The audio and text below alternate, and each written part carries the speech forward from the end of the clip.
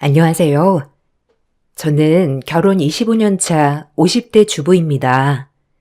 결혼을 하고 나서 여러 일들이 많았지만 사실 돈에 대해서는 크게 생각하지 않고 살았었거든요. 요즘 들어 돈이 뭐길래 가족애가 이렇게 상하나 싶어 많은 생각을 하고 있습니다. 제 사연 한번 들어주시겠어요? 결혼 생활 25년 중 20년은 시어머님과 합가를 해서 살았습니다. 원래 형님께서 시어머님을 10년 동안 모시고 살았었는데 결혼하고 5년 차에 이젠 저희가 모실 차례라며 시어머님을 저희 집으로 모셔오셨어요. 아주버님 네 분께서 살고 계시는 곳이 시어머님 명의의 집이었고 저희가 살던 집보다 훨씬 더 컸지만 사실 그동안 어머님을 모신 세월을 생각해 시어머님도 남편도 저도 별 얘기는 하지 않았어요. 남편은 저에게 항상 미안하다고 말을 했어요. 소은 엄마, 어머니 앞으로 모시고 살아야 할 텐데 괜찮겠어? 혹시라도 마음에 걸리는 게 있으면 미리 얘기를 해줘. 어머니랑 얘기를 해보니 굳이 여기 같이 살지 않아도 괜찮다고 하시더라고. 불편하면 합가하기 전에 정리해서 시골에 내려가신다고 하니까 고민하지 말고 편하게 얘기해봐. 아니야, 소은 아빠. 형님도 10년이나 어머니 모셨는데 나도 해야지. 그리고 어머니 결혼하고 나서 나한테 한 번도 눈치 주신 적도 없고 시집살이도 하신 적도 없는데 같이 지내도 괜찮을 것 같아. 그러니까 나는 괜찮아. 어머님께도 같이 살아도 괜찮다고 말했어. 고마워. 사실 합가하는 거 쉽지 않은데 내가 그래도 많이 거들게. 살면서 불편한 거 있으면 편하게 말해줘. 어머니도 그렇게 꽉 막히신 분은 아니니까 충분히 이해하실 거야. 그래. 어머님 성격은 나도 알고 있지.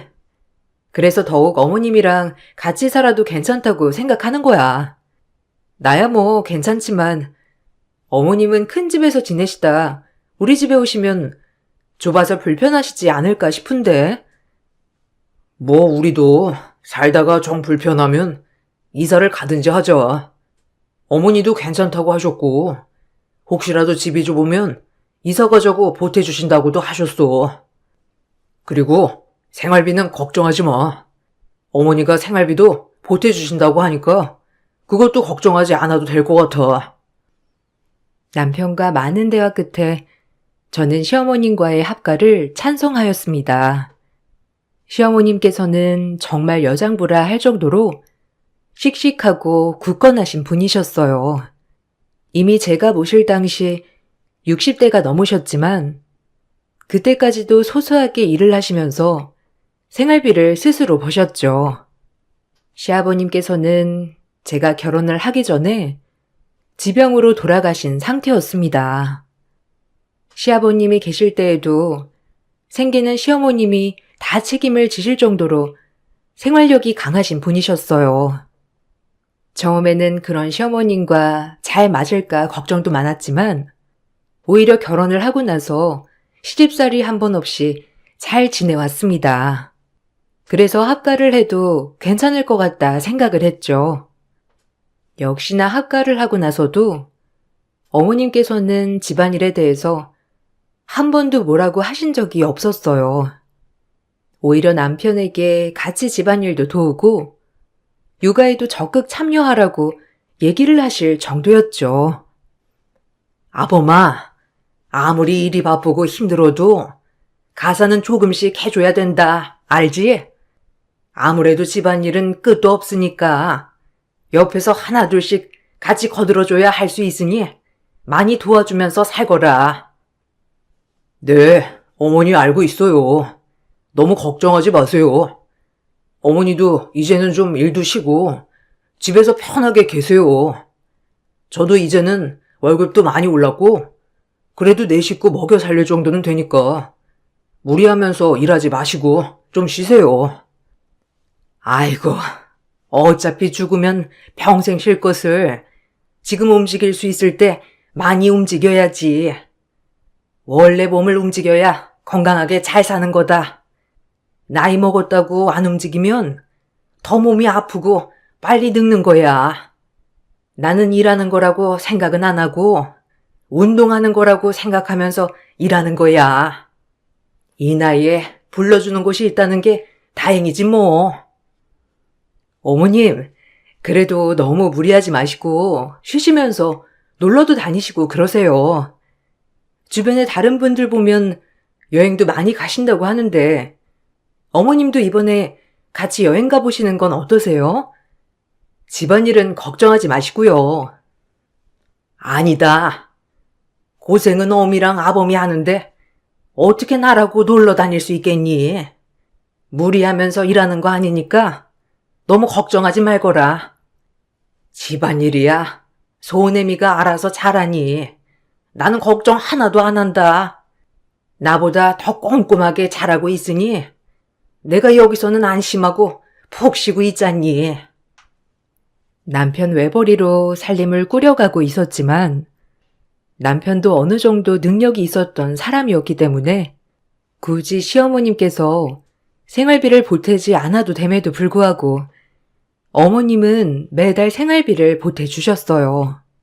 시어머님께서는 지인 가게에 가서 대신 일을 봐주거나 시골 지인 집으로 가 밭일을 도와주기도 하시면서 소소하게 생활비를 벌어다 주셨습니다.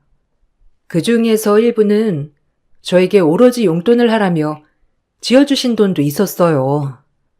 시아버님이 돌아가시고 납골당에 음식 챙겨갈 때면 용돈도 챙겨주시면서 여행도 다녀오라며 아이들도 봐주시고 집안일도 다 해주시기도 했죠. 애미야, 이번에 음식 준비하느라 너무 고생 많이 했다.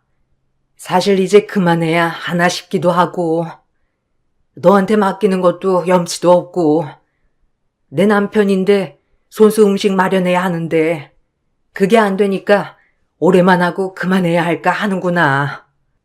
지금까지 너무 잘 챙겨줘서 고맙다.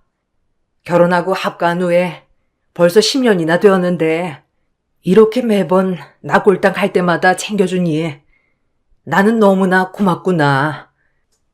어머님, 음식 한다고 해도 제가 하는 건 별거 없는데요, 뭐. 음식도 거의 어머님께서 장만하시고 저는 그냥 조리만 하는 거라 힘들지 않아요. 그리고 남편이며 어머님도 계속 도와주시는데 제가 더 감사하죠. 이거 많은 돈은 아닌데 이번에 고생했으니 여행 좀 다녀오렴. 해외까지는 못 가겠지만 제주도 정도는 갈 수 있을 거야. 푹 쉬다 오고 아범이랑 일정 맞춰보거나 친정엄마 모시고 다녀오거라. 어머님, 이런 거 안 챙겨주셔도 돼요. 저만 챙기는 거 아니고 어머님이랑 남편 다 같이 챙겼는데 제가 어떻게 이 돈을 받아요. 어머님 그냥 넣어두시고 어머님 용돈 하세요. 고생하시면서 번 돈인데 제가 어떻게 받아요? 아니다. 내가 해야 하는 걸 너한테 맡긴 것 같아 그런다. 그러니 거절하지 말고 받아주렴. 내가 이거 너한테 주려고 열심히 일한 거야. 그러니까 받아주려무나. 시어머님께서는 말투가 다정하신 편은 아니었지만 항상 섬세하게 저를 챙겨주셨습니다. 말보다는 시어머님께서 저에게 하시는 행동을 보면 정말 저를 위해주고 애정해 주신다는 것을 알 수 있었죠. 그런 시어머니에게 더욱 잘하려고 노력했습니다. 시어머니는 저뿐만 아니라 제 친정에도 매번 좋은 식재료들을 선물로 보내주셨어요. 친정 아버지가 아프셔서 돌아가셨을 때에도 홀로 계시는 엄마가 밥을 챙겨 드시지 않을까 걱정되셔서 저한테 이야기도 하지 않고 찾아가 같이 밥을 먹고 오셨던 적도 많았습니다. 어머님, 이번에 저희 엄마랑 같이 식사하셨어요? 엄마가 어머님이 이번에 다녀갔다고 말씀하셔서요. 정말 감사해요. 딸인 저도 이렇게 챙기지 못하는 걸 정말 감사해요, 어머님. 엄마가 너무 감사하다고 전화 왔었어요. 나도 남편 보내봐서 아는데 이건 자식들이 해결해 줄 수 있는 건 아니더구나. 외롭고 허전한데 같은 처지에 같이 밥 먹으면 좋지 뭐. 오랜만에 사돈 얼굴 뵈니까 나도 좋더라고. 나나 사돈이나 비슷한 나이라서 서로 통하는 것도 많고 그냥 친구 삼아 밥 먹는 거니 너무 고마워하지 않아도 된다. 어머님, 그래도요. 이렇게 챙겨주시니 저는 항상 감사해요. 엄마가 어머님 덕에 마음이 많이 풀렸다고 하시더라고요. 아빠 돌아가시고 나서 엄마가 많이 힘들어 하셨는데 어머님이 자주 가서 식사도 같이 하시고 그러니까 엄마가 많이 밝아진 것 같아요. 사돈한테 내가 미안하지. 외동딸 이렇게 나 챙기느라 옆에 두고 살지도 못하고 미안한 마음뿐이다. 그래서 내가 사죄하는 마음으로 가는 거니 너무 신경 쓰지 말거라. 시어머님께서는 항상 마음을 두고 신경을 써 주셨습니다. 시어머님의 이런 세심함은 저뿐만 아니라 형님에게도 향했습니다. 아주버님 댁에서 분가를 하고 저희 집으로 왔을 때에도 시어머니는 한 번도 형님에 대해서 나쁜 말을 하지 않으셨습니다. 솔직히 저도 남편을 통해서 그동안 어떻게 형님 댁에서 생활을 했는지를 알고 있었거든요. 사실 어머니 형네랑 합가했던 게 조금 힘드셨던 모양이야. 그래서 우리랑 합가하는 것도 많이 고민을 하셨다고 하더라고. 형수님이 성격이 워낙 강하셔서 그런가 어머니가 좀 힘드셨었어. 그래?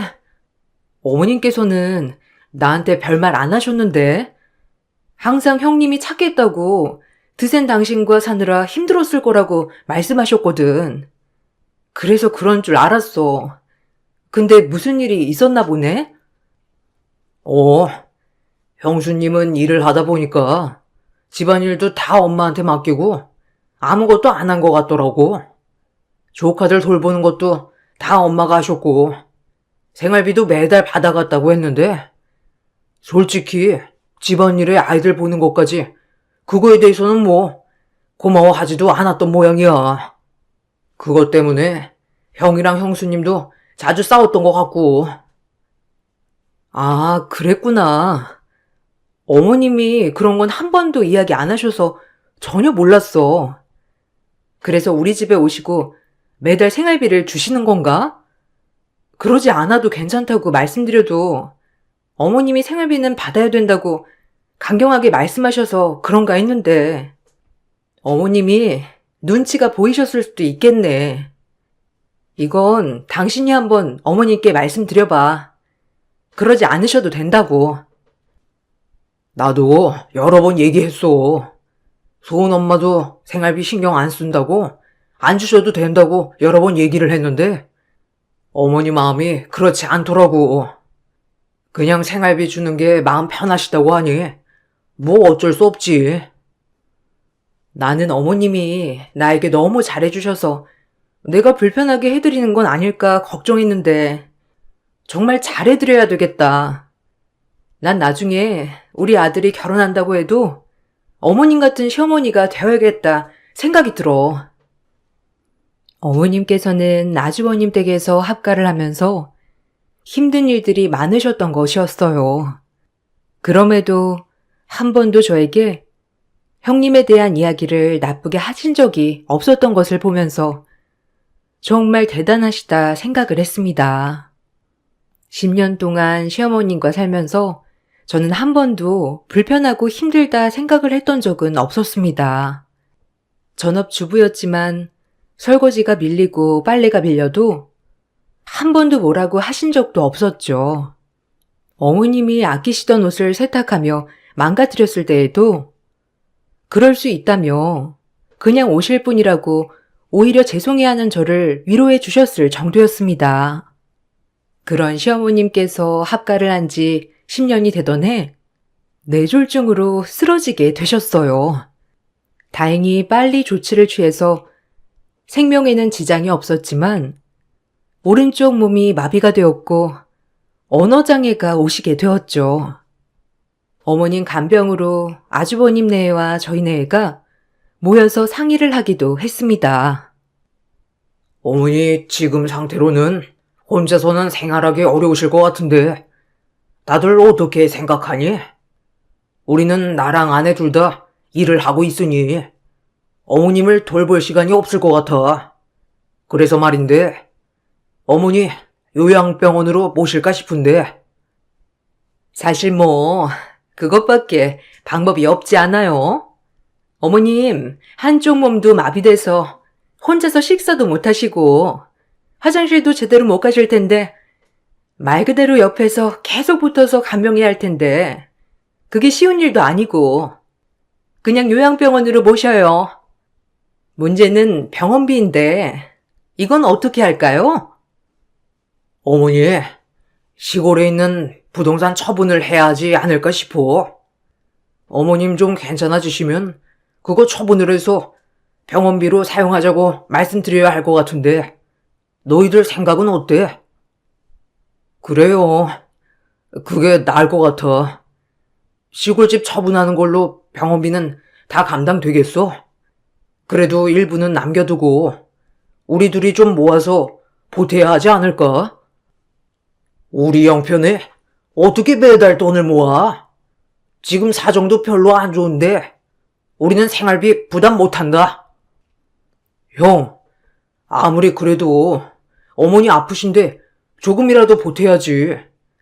나중을 생각해서라도 그거 다 사용할 수는 없어. 나중에 괜찮아지시면 어머니도 생활비로 사용할 것은 있어야 하지 않겠소? 어머님, 언제 괜찮아지실지 모르는데 그것까지 다 생각할 순 없어요. 저도 남편 말에 동의해요. 어머님 병원비는 시골집 처분해서 다 사용을 하는 게 나을 것 같아요. 저희도 네 식구 생활비로 빠듯한데 계속 어머니 병원비에 보태드릴 수 없어요. 그럼 그냥 제가 어머니 모실게요. 제가 지금 일하지 않는 상태니까 어머니 간병 제가 할 수 있을 것 같아요. 생활비는 보태주시지 않으셔도 괜찮지만 어머님 부동산 처분하실 거면 그건 저희가 관리를 할게요. 그럼 괜찮으시죠? 당신 괜찮겠어? 어머니가 그래도 움직일 수 있다곤 하지만 간병하는 게 쉽지 않아. 당신 조금 더 고민을 해보고 결정하는 게 낫지 않겠어? 아니 동서, 부동산 처분한 걸 왜 동서가 관리를 해? 동서가 어머니 간병할 거면 어차피 처분할 필요도 없는 거 아니야? 동서가 모실 거면 그냥 부동산은 처분하지 말아야지. 형수님, 그런 게 어디 있어요? 간병하면서 이런저런 비용도 생길 텐데요. 그것도 생각을 해봐야죠. 일단 부동산 처분하는 건 어머니가 좀 괜찮아지시면 얘기를 해보자. 그리고 재수 씨가 어머니 모신다고 하면 우리야 고맙지. 가족들은 처음에 상의 끝에 요양병원에 모시자고 얘기를 했지만 저는 어머님을 모시고 싶다고 말을 했습니다. 다들 쉽지 않은 일이라고 했지만 저는 그동안 시어머님께서 저에게 해주신 것을 이렇게 갚을 수 있을 것이라 생각을 하고 모시겠다고 얘기를 했어요. 형님과 아주버님은 이때부터 자신들은 병원비도 보탤 수 없고 간병도 도와줄 수 없다고 발을 뺐습니다.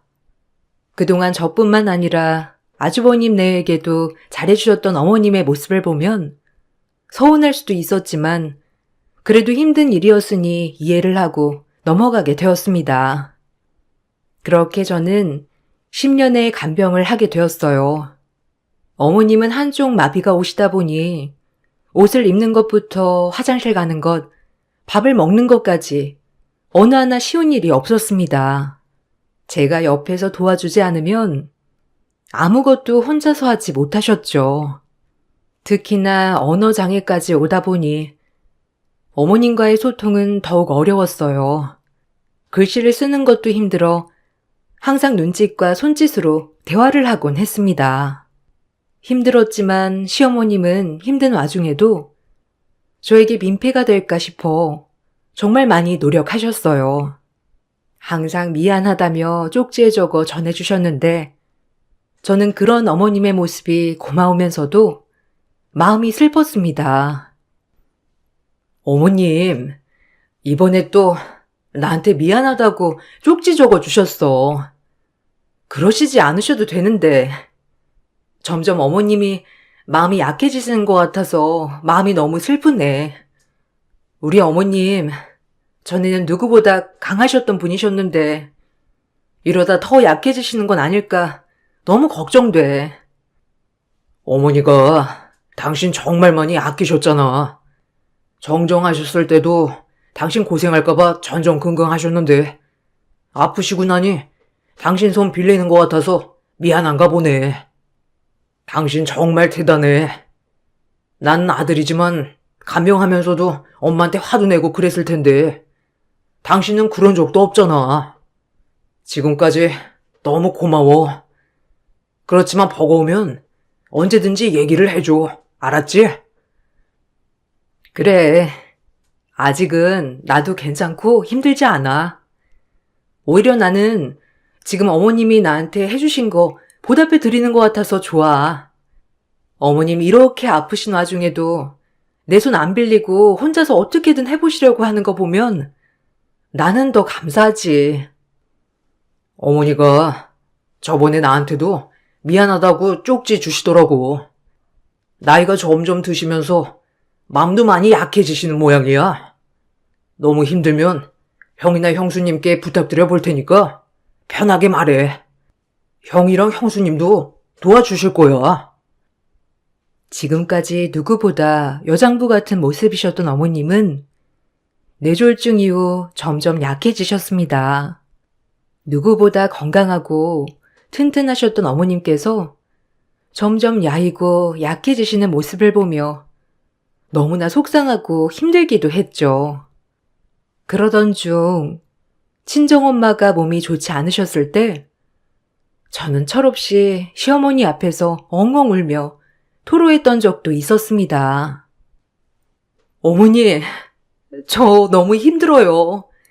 어머님도 아프시고 엄마도 아프고 제 몸은 하나인데 어떻게 해야 할지 모르겠어요. 어머님, 엄마가 그냥 가시면 어떡해요? 저도 엄마 옆을 지켜드리고 싶은데 형님도 도와줄 수 없다고 하고 아주버님도 시간 없다고 하고 저랑 남편만 이렇게 노력하고 있다는 게 너무 억울해요, 어머님. 친정 엄마가 아프셨을 때 저는 시어머님의 간병을 형님에게 부탁했지만 형님은 절대 해줄 수 없다고 얘기를 했습니다. 자기가 봐야 한다면 간병비를 달라는 말도 했죠. 그때는 정말 어떻게 해야 하나 싶어 어머님 앞에서 엉엉 울면서 말을 하기도 했지만 그런 저에게 어머님은 서운해하기는커녕 같이 눈물을 흘리며 제 등을 쓸어주시고 위로를 해주셨습니다. 말을 하지 않으셨지만 제 등을 쓸어주셨던 어머님의 손길에 위로가 되었어요. 철없는 말을 했다고 죄송하다는 말을 했을 때에도 어머님께서는 괜찮다며 한쪽으로 빙긋 웃어주셨습니다. 그렇게 누구보다 저를 생각해 주셨던 어머님의 병환은 10년 차가 되면서 점점 더 심해졌습니다. 결국 뇌졸중이 발생한 지 10년 차에 어머님께서는 돌아가시게 되었습니다. 시어머님의 장례가 끝이 난 후에 아주버님은 가족들을 모아 유산에 대한 이야기를 했습니다. 마음이 아픈 건 아픈 거고 그래도 정리할 건 해야 하니까 일단 어머니 유산에 대해서 정리를 좀 해봐야 할 것 같다. 어머니가 혹시 유언이나 유언장 남긴 거 있으면 그것 따라서 분할하고 아니면 변호사 통해서 나누는 게 나을 것 같아. 안 그래도 엄마가 몸 안 좋아지시기 전에 유언장 작성하려고 변호사 찾아가신 적이 있었어. 그거 한번 찾아볼게. 그때 유언장도 작성을 하신 것 같거든. 재산들도 아마 거기 다 적혀 있을 것 같아. 아니, 그걸 지금 얘기하시면 어떡해요? 유언장 작성하실 것 같으면 저희한테도 말씀을 해주셔야죠. 혹시 같이 가셔가지고 유언장 보고 그러신 건 아니시죠? 형수님, 저는 그냥 모셔다 드리기만 했어요. 우선 유언장 가지고 올 테니 혹시라도 이상한 점 있으시면 그때 다시 얘기를 해봐요. 시어머님께서는 돌아가시기 전에 변호사를 통해 유언장을 남겨두셨습니다. 남편이 변호사에게 모셔갔다고 하니 아주버님과 형님은 미심쩍은 시선으로 보기도 했지만 막상 유언장을 오픈하고 나서는 다들 만족하셨죠. 어머님께서는 시아버님이 돌아가신 후에도 평생 소일거리를 하시면서 생활비를 버셨고 그래서 보험금이나 재산을 거의 사용하지 않으신 상황이었습니다. 유언장에는 그동안 많은 재산들이 있었다는 것이 다 적혀 있었습니다. 자녀마다 재산 상속에 대한 내용들이 자세하게 적혀 있었죠. 아주버님, 형님께는 살고 계셨던 집을 유산으로 남겨주셨고 시골집, 부동산도 남기셨어요. 가치가 11억 정도가 되기 때문에 아주버님과 형님은 무척이나 만족해 하셨습니다. 남편에게는 그동안 저축을 했던 예금을 남겨주셨고 저에게는 어머님께서 평생 가지고 다니셨던 펜을 남긴다고 적혀 있었어요. 저는 내심 서운하기도 했습니다. 어머, 10년 간병한 동서한테는 무슨 펜 하나만 남기셨대? 동서, 좀 서운하겠다. 그래도 어쩌겠어. 어머님 뜻인데 우리가 이거 다 받아들여야지. 아유, 어머니도 참. 장남이라고 이렇게 나눠주셨나 보다. 그래도 지금 살고 있는 집은 우리가 살고 있으니 받겠지만 시골 땅은 어떻게 할래? 그냥 어머니 유언대로 할까? 아니, 당신은 무슨 말을 그렇게 해? 어머니가 우리한테 남겨주시겠다고 그 힘든 몸 이끌고 변호사까지 찾아갔는데 이걸 말도 안 들으면 어머니 속상해서 어떻게 눈 감으셔? 그냥 어머니 말대로 해. 그래요. 어머니도 다 생각이 있으시니 이렇게 하셨겠지. 그래도 소은 엄마 그동안 고생했던 거 알지? 소은 엄마한테는 좀 챙겨주면 좋겠어. 아니, 동서는 그동안 어머님한테 받은 것도 많으니까 간병한다고 한 거 아니었어? 그런데 무슨 대가를 봐라. 그러면 받은 거 보답한다고 한 의미가 사라지잖아. 어쨌든 우리는 지금 이 유언대로 동의하니까 그렇게 받는 걸로 정리를 해요. 동서, 그래서 배운 사람이 다 받는 거야. 형님, 무슨 말을 그렇게 하세요? 그래도 어머님께서 무슨 생각이 있으시니까 이렇게 하신 거죠. 저는 그럼 못 배워서 이렇게 받았다는 거예요? 아니, 그런 뜻이 아니면 뭐겠어? 공부해서 직장도 다니고 그러면 어련히 어머님이 잘 챙겨주셨겠지. 평생 가정주부로 생활했는데 이제라도 공부해서 직장 가라고 펜 남겨주신 거 아니겠어? 형님, 저희 어머님 그러신 분 아니신 거 아시잖아요. 어머님이 형님처럼 돈돈하셨으면 제가 10년 간병을 했겠어요? 무슨 말 한마디에 이렇게 화를 내? 동서, 펜 받은 거 서운하긴 하구나. 어머님 뜻 받는다고 하면서 내심 그건 아닌가 보네. 어쨌든 우리는 이렇게 할 테니까 그렇게 알고 정리하자고. 11억의 유산을 받은 형님네에는 유산 분할에 동의한다고 했고 그렇게 마무리를 하였습니다. 처음에는 내심 서운하기도 했어요. 그래도 10년 동안 어머님을 간병했는데 펜 하나 남겨주셨다는 게 서운한 마음도 들었지만 그걸 신경 쓰기에는 어머님이 돌아가셨다는 슬픔이 더 컸습니다. 장례 이후 저희는 오랫동안 슬픔 속에 어머님 방을 정리하지 못했었는데 몇 개월이 지나고 어머님 방을 정리하기로 다짐을 했죠. 그렇게 어머님이 지내셨던 방을 정리하다가 어머님께서 남기신 편지를 발견하게 되었습니다. 그 편지는 저에게 남긴 편지였어요. 한쪽이 마비되어 왼손으로 겨우 꼬불꼬불 쓰신 글이라는 걸 알 수 있었습니다. 저는 편지를 보고 놀라 남편에게 보여주며 얘기를 했죠. 당신 이것 좀 봐봐. 어머님이 나한테 남긴 편지야. 어머님께서 이걸 그동안 쓰시느라고 얼마나 고생하셨을까? 이 정도 쓰시려면 오랫동안 쓰셔야 했을 텐데 이렇게 편지를 남기셨네. 어머니가 당신한테 하고 싶은 이야기가 있었던 모양이네. 보니까 당신 펜에 뭔가 있는 모양이야. 내일 한번 어머니 거래은행에 가야겠어. 그러니까 어머님이 그냥 펜만 남기셨던 건 아닌 것 같아. 편지에 펜 가지고 거래하던 은행으로 가보라고 하네? 어머님이 왜 이런 편지를 남기셨던 걸까? 그때 유언장에는 별다른 이야기가 없었는데. 그러니까 그냥 어머니가 평소에도 애지중지하던 펜이라 다들 그냥 제일 아끼는 며느리한테 준 거라 생각을 했는데 뭔가 다른 게 있겠지. 내일 한번 가보는 게 좋겠어. 어머님께서는 저에게 고맙고 미안했다는 말과 함께 유산으로 남긴 펜을 가지고 자신이 거래하던 은행으로 가라는 편지를 남겨두셨습니다. 저는 어머님의 말이 의아했지만 어머님의 뜻이 있을 거라 생각을 해 은행으로 찾아가게 되었어요.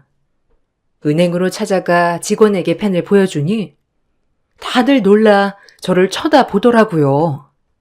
바로 지점장이 나와 저를 방으로 데리고 갔습니다. 지점장이 저에게 보여준 것은 유산 신탁에 가입이 되어 있다는 것과 유산 상속이 모두 저로 되어 있다는 것이었습니다. 사장님께서 아주 오래전부터 준비를 하고 계셨습니다. 사실 사장님께서 돌아가셨다는 소식을 듣고 언젠가 오시겠지 싶었는데 몇 달 동안 오시지 않으셔서 걱정했습니다. 아, 이제야 편지를 발견했어요. 펜 가지고 여기로 가면 다 설명해 줄 거라고 해서 이렇게 찾아왔네요. 근데 유산 신탁이라는 게 뭔가요?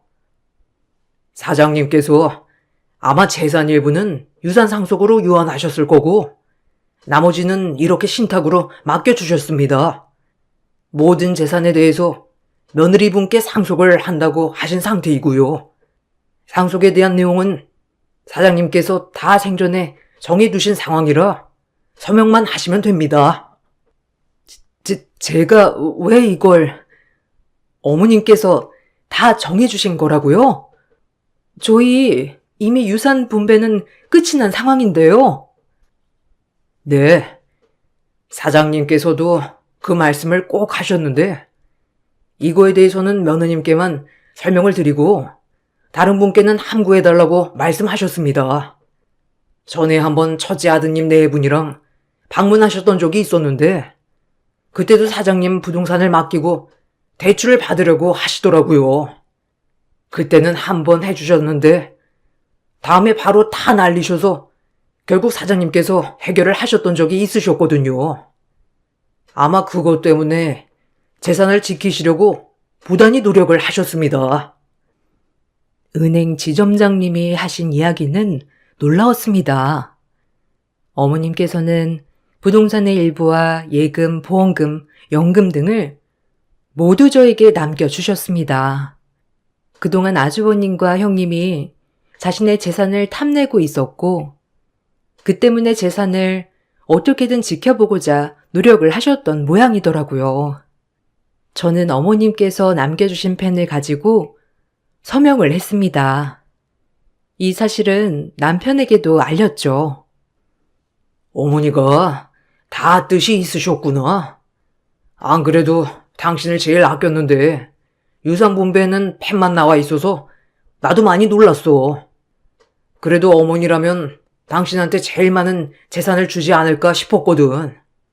형이며 형수님이며 그동안 어머니 재산 탐낸 건 알았지만 유산까지 그럴까봐 이렇게 하셨나 보다. 그러게. 난 그것도 모르고 내심 서운한 마음이었거든. 그래도 이렇게 어머님이 남겨두셨다고 하니 감사하면서도 어떻게 해야 하나 고민되네. 당신이라면 이거 어떻게 할 것 같아? 나? 나도 잘 모르겠네. 어쨌든 당신이 받은 거니 당신 하고 싶은 대로 해. 어머니가 나한테 준 것도 아니고 당신한테 준 거잖아. 오로지 그건 당신이 사용하는 대로 해야지. 우선 난 아무것도 안 쓰고 그냥 두려고. 차분히 생각을 좀 해봐야 할 것 같아. 어머님이 나한테 유산을 주신 것도 다 생각이 있으시니 그런 게 아닐까 싶어. 어머님께서 남겨주신 유산은 어떻게 사용을 해야 할지 남편과 의논을 한 끝에 지금 당장은 사용하지 말자는 결론을 내리게 되었습니다. 저희는 어머님께 받은 유산을 한 푼도 사용하지 않고 그대로 두었지만 아주버님과 형님은 유산을 받자마자 사업을 시작했죠. 그동안 어머님이 아프신 와중에도 미리 유산을 달라는 얘기도 하면서 요구를 했지만 어머님은 증여하지 않으셨거든요. 바로 유산을 받자마자 아주버님과 형님은 사업을 시작했고 결국 1년도 되지 않아 모두 망해 재산을 다 탕진하고 겨우 남은 것은 집 하나 빌린 돈이었습니다. 그런 사태까지 되자 형님은 갑자기 저에게 전화를 해서 예금을 나누자고 했죠. 동서, 혹시 그때 어머님한테 받은 예금 말이야. 벌써 다 쓴 건 아니지? 혹시 그거 우리랑 좀 나눌 수 있어? 네? 그걸 왜, 형님네가 훨씬 더 많이 받으셨잖아요. 저희는 5천만 원 예금 받은 건데 그걸 나누자고 하는 거세요? 갑자기 왜요? 그때도 유산 분배에 불만 없으시다고 다 동의하고 서명도 하셨잖아요. 아니, 생각을 해보니까 나도 어머니 모셨는데 나한테 준 건 없더라고. 어머님이 동수한테는 펜이라도 한쪽 남기셨지만 나는 아무것도 남기시지 않으셨잖아. 그러면 그걸 좀 나눠야 하는 거 아닐까 싶어가지고. 형님네는 이미 부동산이랑 해서 11억이나 받으신 거잖아요. 근데 저희 받은 것보다 훨배 받으시고 또 나눠 가지겠다고요? 그런 게 어디 있어요? 정말 너무하네요, 형님. 어머, 동서가 더 너무한 거 아니야? 우리가 어머님 모시고 살았을 때는 생활비 우리가 다 감당했어. 그것 따지면 우리는 11억도 모자라지. 형님, 그때는 어머님이 집안일도 다 하시고 아이들도 다 보시고 형님네서 살았을 때는 어머님이 돈을 받아야 했을 정도 아니세요? 근데 어떻게 그렇게 뻔뻔하게 얘기를 하세요? 뭐 뻔뻔해? 뻔뻔한 건 동서지. 이제 와서 간병한 거 자기가 잘했다고 돈 욕심내는 거 아니야? 억울하시면 그때 11억 유산 받으신 거 저희도 당당하게 청구할게요. 그렇게 해도 되는 거죠? 아니, 무슨 그렇게까지 얘기를 해? 그냥 해본 말을 가지고. 아무튼 알았어. 동수한테 전화를 한 내가 잘못이지. 서방님한테 내가 전화해 볼게. 형님은 뻔뻔하게도 유산으로 받은 예금마저 나눠달라고 요구를 했어요. 남편에게 이야기를 해보니 남편에게도 아주버님과 형님이 동시에 연락을 해와선 그 돈을 달라고 했던 모양이더라고요. 남편은 결국 화가 나 아주버님과 형님의 전화를 모두 거절하고 저에게도 더 이상 연락을 하지 말라고 얘기를 했습니다. 그렇게 며칠 후 형님은 저희 집으로 찾아왔죠. 동서, 먹을 것 좀 있어? 우리 집 정말 망했어. 어떡해? 지금 집도 넘어갈 판국이야. 형님, 무슨 말씀이세요? 그때 유산으로 받은 거 조금 남으셨다고 한 거 아니셨어요? 사업도 다 망해서 정리하시고 그래도 집은 건지셨잖아요. 아니야. 그것마저 다 사업 자금으로 써서 이제 더 갈 곳도 없어. 동서 미안한데 우리 좀 여기 신세지면 안 될까? 남편한테 말했는데 동서 좀 찾아가 보라고 하길래. 형님, 무슨 뻔뻔함으로 여기까지 오셨어요? 지금까지 저희 무시한 것도 한두 번도 아니고 더 이상 이렇게 찾아오지 마세요. 돈 욕심낸다면서 저한테 얘기한 게 언젠데. 동서, 미안해. 내가 잘못했어. 동선에는 5천만 원 아직 안 썼지? 아니면 그거라도 좀 빌려주면 안 될까? 내가 열심히 일해서 갚을게. 아니, 정신 좀 차려요. 뭘 빌려달라는 거예요? 11억이나 받아놓고서는 1년도 안 돼서 날려놓고선 5천만 원은 한 달이나 가겠어요? 그 잘난 직업으로 알아서 잘 사시면 되겠네요. 쫄쫄 망한 아주버님과 형님은 저희에게로 와 5천만 원을 빌려달라고 사정하고 잠시 신세를 져야 되겠다고 말했지만 저희는 받아주지 않았습니다. 그 뒤로 두 사람은 월세를 전전하면서 살고 있다고 해요. 저희는 아직까지 어머님께서 남기신 유산을 사용하고 있지는 않고 있습니다. 어떻게 써야 할지 아직까지도 고민이 되더라고요. 어머님께서 살아계셨다면 이 모든 돈을 다 처분하고 어머님께서 지금까지 누리시지 못하셨던 것들 다 해드리고 싶네요. 사랑하는 어머님께서 좋은 곳에서 평온하게 지내셨으면 좋겠습니다. 저희 긴 사연 들어주셔서 감사합니다. 안녕하세요. 저는 40대 초반 여자입니다. 저는 오늘 이 자리에서 제 인생에 많은 변화를 준 한 여자에 대해 이야기를 좀 해볼까 합니다. 멀리에서 처음 그 여자를 봤을 때 이미 남편은 더 이상 제 남자가 아니라는 것을 느끼게 되었고 그동안 힘들게 쌓아왔던 남편과의 삶을 정리해야겠다는 결심을 할 수밖에 없었네요. 저보다 모든 게 우월했던 그 여자를 이겨내기에는 어려울 거라 판단했었죠. 온몸에 그녀의 흔적을 묻히고 집으로 들어온 남편에게 솔직하게 물어봤어요. 저와 살 건지 그 여자를 따라갈 건지 결정하라고 얘기하자 남편은 한참 동안 아무 말도 하지 않더니 자기 아들인 젖먹이를 업고 있는 저를 바라보며 미안하다는 한마디를 하더군요.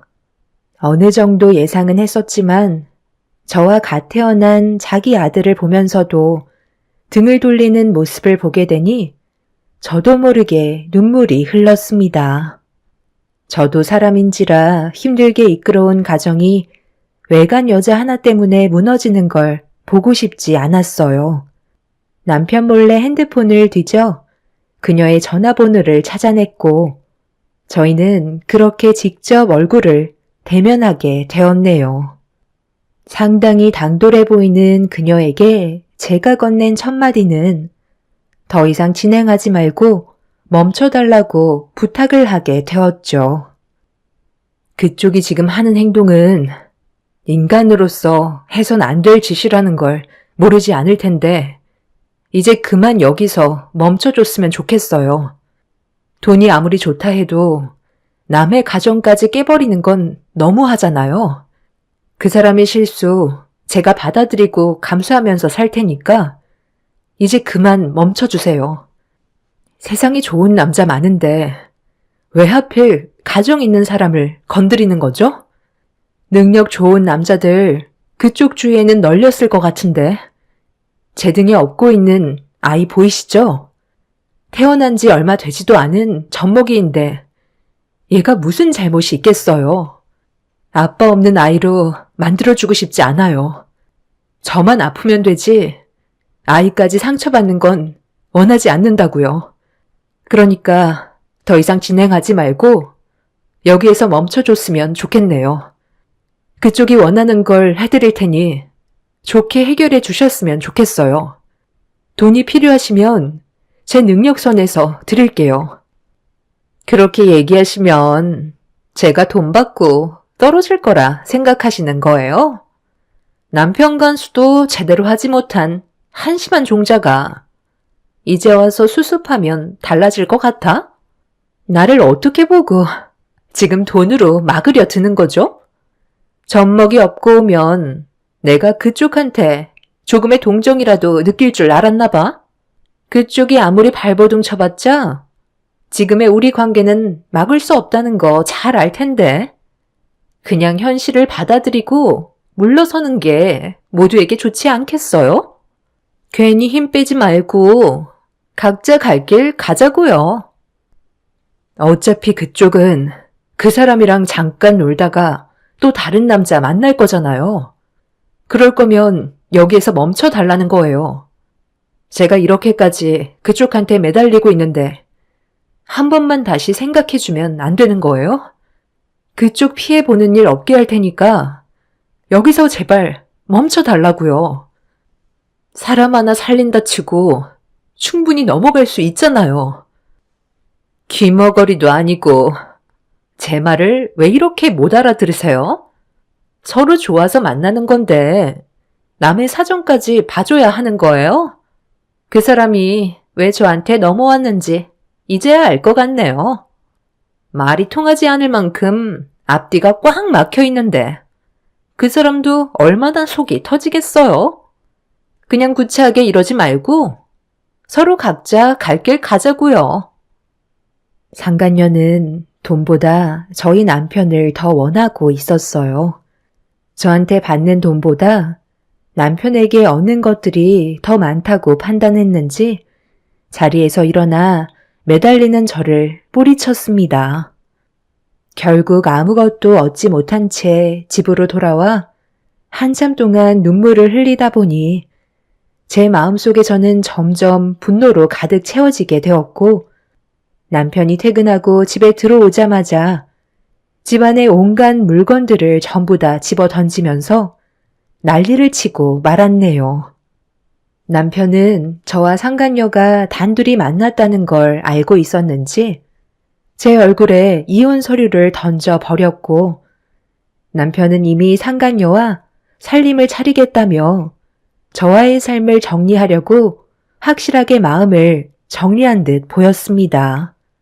엄청난 배신감에 결국 폭발을 하고 말았네요. 당신이 그 여자와 살림을 차린다고 달라질 게 있을 줄 알아? 결국 나처럼 당신도 버림받게 되어 있다고. 그리고 우리 사이에 태어난 아이는 어쩌고. 그런 거 일일이 하나씩 따지고 생각했다면 내가 당신한테 이혼 서류를 던졌을 것 같아? 내가 자고 있는 사이에 감히 핸드폰을 뒤져서 그 사람의 전화번호를 알아내? 돈까지 쥐어준다는 말까지 했었다며? 어차피 당신이랑 내가 이혼할 거 알면서 구차하게 꼭 그런 식으로 행동을 했어야 돼? 그럼 눈앞에서 당신이 다른 여자한테 가겠다고 하는데 그냥 그걸 두 눈 뜨고 지켜보라는 거야? 우리 둘이 법적으로 부부이고 아이까지 생겼는데 그냥 떠나가게 내버려 두면 되는 거냐고. 내 마음은 이미 전부 너덜거려져 있었고 그 여자 앞에서 당신을 놔달라고 애원까지 했었어. 왜 그렇게 했는데? 우리 사이에 아이가 있으니까 그래도 힘들게 꾸린 가정 무너뜨리고 싶지 않아서 발버둥 친 것뿐이라고. 아이만 없었어도 당신이랑 바로 이혼 결정했겠지. 결국 예고 없이 남편의 품에 안겨버린 한 여자 때문에 제 인생은 송두리째 무너지고 말았습니다. 남편과 저는 그렇게 이혼을 준비하게 되었고, 이런 사실을 알게 된 양가 집안에선 난리가 나고 말았죠. 저희 부모님께선 남편을 집으로 불러들였고 왜 이렇게까지 해야 되는 건지 진지하게 물어보셨네요. 남편은 제가 아닌 상간녀를 택하겠다는 말을 거침없이 꺼내면서 저에게는 미련이 없다고 새로 만난 여자에게 더 많은 사랑을 받고 있다며 저희 부모님께도 엄청난 상처를 주고 말았습니다. 묵묵히 듣고 있던 아빠는 앞으로 있게 될 일들에 대해 후회하지 않겠냐며 다시 한번 기회를 주었지만 남편은 거절을 하고 말았네요. 아버님, 저도 이제 예전의 제가 아닙니다. 상당히 많이 달라졌다고요. 예전처럼 아버님 구두발만 쳐다보던 사이가 아니란 말이에요. 아직도 아버님 뒷모습만 쳐다보며 살아왔던 놈으로 생각하시는 건 아니시죠? 저도 이제는 꽤 번듯한 사업체의 대표로 자리를 잡았고, 더는 아버님 도움 같은 건 필요가 없는데요. 보잘것없는 사원 나부랭이 내 딸이 좋다고 해서 받아줬더니만 결국 이런 거였냐? 미련한 놈. 앞으로 더 큰 일을 할 수 있는 자리를 만들어줄 수 있는 건데 고작 구멍가게 정도의 회사 대표가 됐다고 배가 불러서 다른 여자한테 눈길을 돌려? 네가 이래서 성공을 못하는 거야. 앞으로 무슨 일을 하던 내 딸 눈에 피눈물이 흐른 만큼 너에게는 그에 따른 많은 대가가 기다리고 있을 거다. 내가 얘기했지? 내 딸 눈에 눈물이 흐르는 순간 네 인생은 끝나는 거라고. 아버님 따님의 인생은 끝났을지 모르겠지만 제 인생은 이제 막 시작인걸요. 사원 나부랭이였을 땐 아버님이 쳐다볼 수 없을 정도로 높아 보였는데 지금은 아버님이 한도 끝도 없이 작아 보이는데요. 무엇을 하시던 저는 무너지지 않을 테고 지금의 회사를 보란 듯이 확장시켜서 잘 사는 모습 보여드리겠습니다. 솔직히 그때는 지푸라기라도 잡는 심정으로 저 사람의 마음을 뺏어서 나도 부를 얻어보고자 노력했었지만 저 사람이 제 소유가 되고 그에 따른 부가 자연스럽게 뒤따라오게 되니 눈도 자연스럽게 돌아가더라고요. 돈이 많아지니까 다른 여자들이 계속 눈에 들어오는 걸 어쩌겠어요? 그동안 정말 감사했습니다. 돈을 어떻게 버는지 많이 배웠고 그동안 쌓인 노하우로 아버님이 소유하고 계신 회사 제가 언젠간 집어삼켜 드리죠. 할 말 다 끝나신 것 같으신데 먼저 일어나겠습니다. 권서방, 꼭 이렇게까지 해야 되겠나? 우리는 그동안 자네를 진심으로 친아들처럼 생각하면서 받아줬는데 어떻게 한순간에 배신을 할 수가 있는 거야? 인생살이 물 흘러가는 대로 살아가면 되는 거지. 너무 심각하게 생각하지 마시고 어머님도 현실을 받아들이세요. 불같은 아버님 옆에 계시지 말고 더 좋은 남자 만나시는 게 어때요? 세상에 널린 게 남자인데 한평생 한 남자만 바라보며 살아간다는 건 너무 미련하다고 생각되지 않아요? 인생은 순식간에 지나갑니다.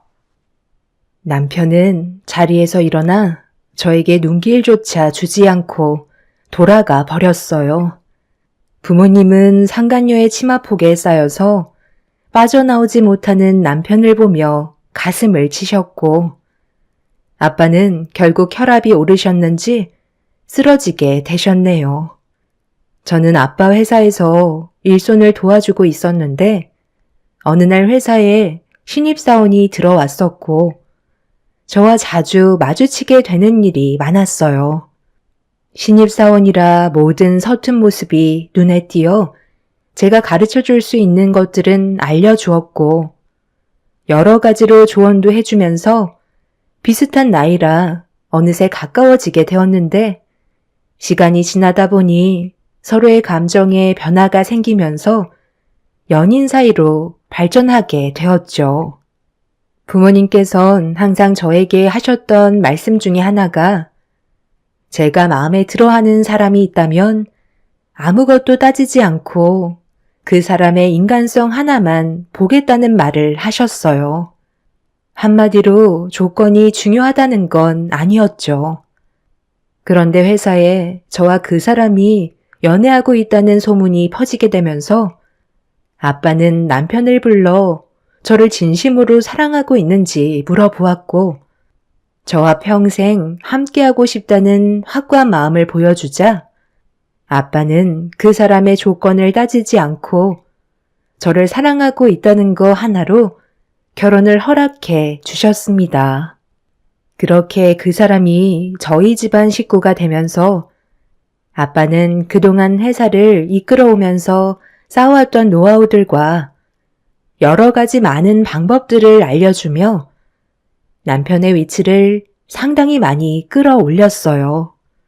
아빠를 따라갈 수 있을지 걱정이 되지 않을 만큼 남편은 정말 많은 시간 동안 인정받기 위해 노력을 하며 더 높은 곳을 바라봤었죠. 그런 남편이 너무 자랑스러웠고 저희 부모님께서도 만족해 하셨는데 남편은 속으로 다른 마음을 품으며 살아왔던 거였네요. 그리고 시간이 지난 뒤 남편이 따로 회사를 차리게 되면서 좋은 성과를 거두게 되었고 아빠는 남편의 회사가 더 크게 성장할 수 있도록 많은 것들을 지원해 주셨습니다. 그런 고마움을 남편은 당연하게 생각하며 더 많은 것들을 요구했지만 아빠는 친아들처럼 생각해 주시면서 필요한 것들을 충족시켜 주셨습니다.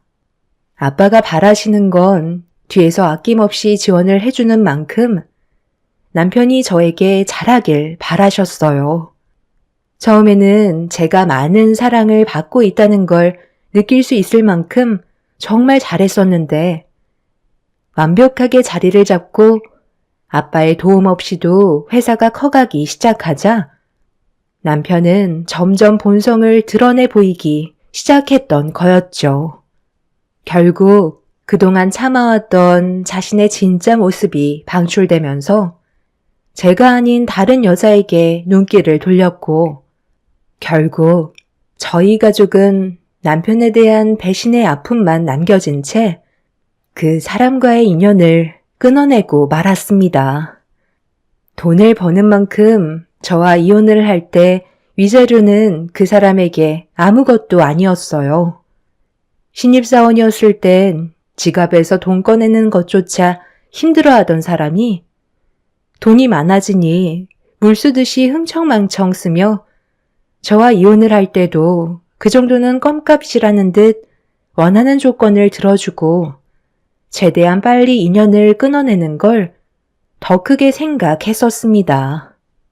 그렇게 남편과 함께 했던 모든 순간들을 정리한 뒤 한동안 너무 힘들게 살아왔었지만 시간이 약이라고 제 마음의 상처는 점점 아물게 되었고 아이는 제 품에서 건강하게 커가고 있었네요. 아이를 보면 남편이 생각났지만 그래도 참을 만은 했었어요.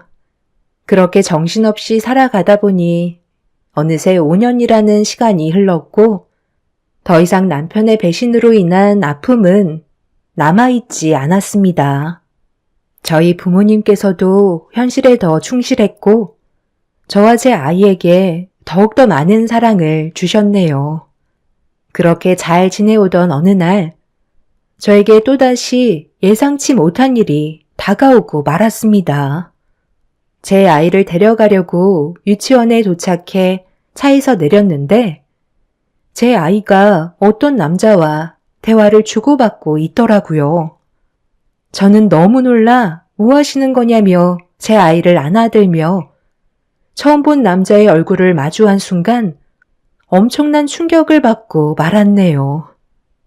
5년간 한 번도 모습을 나타내지 않았던 전 남편이 제 아이와 대화를 나누고 있던 거였습니다. 사색이 된 얼굴로 전 남편을 경계하면서 화를 냈는데 제가 알고 있던 남편의 모습이 아니었어요.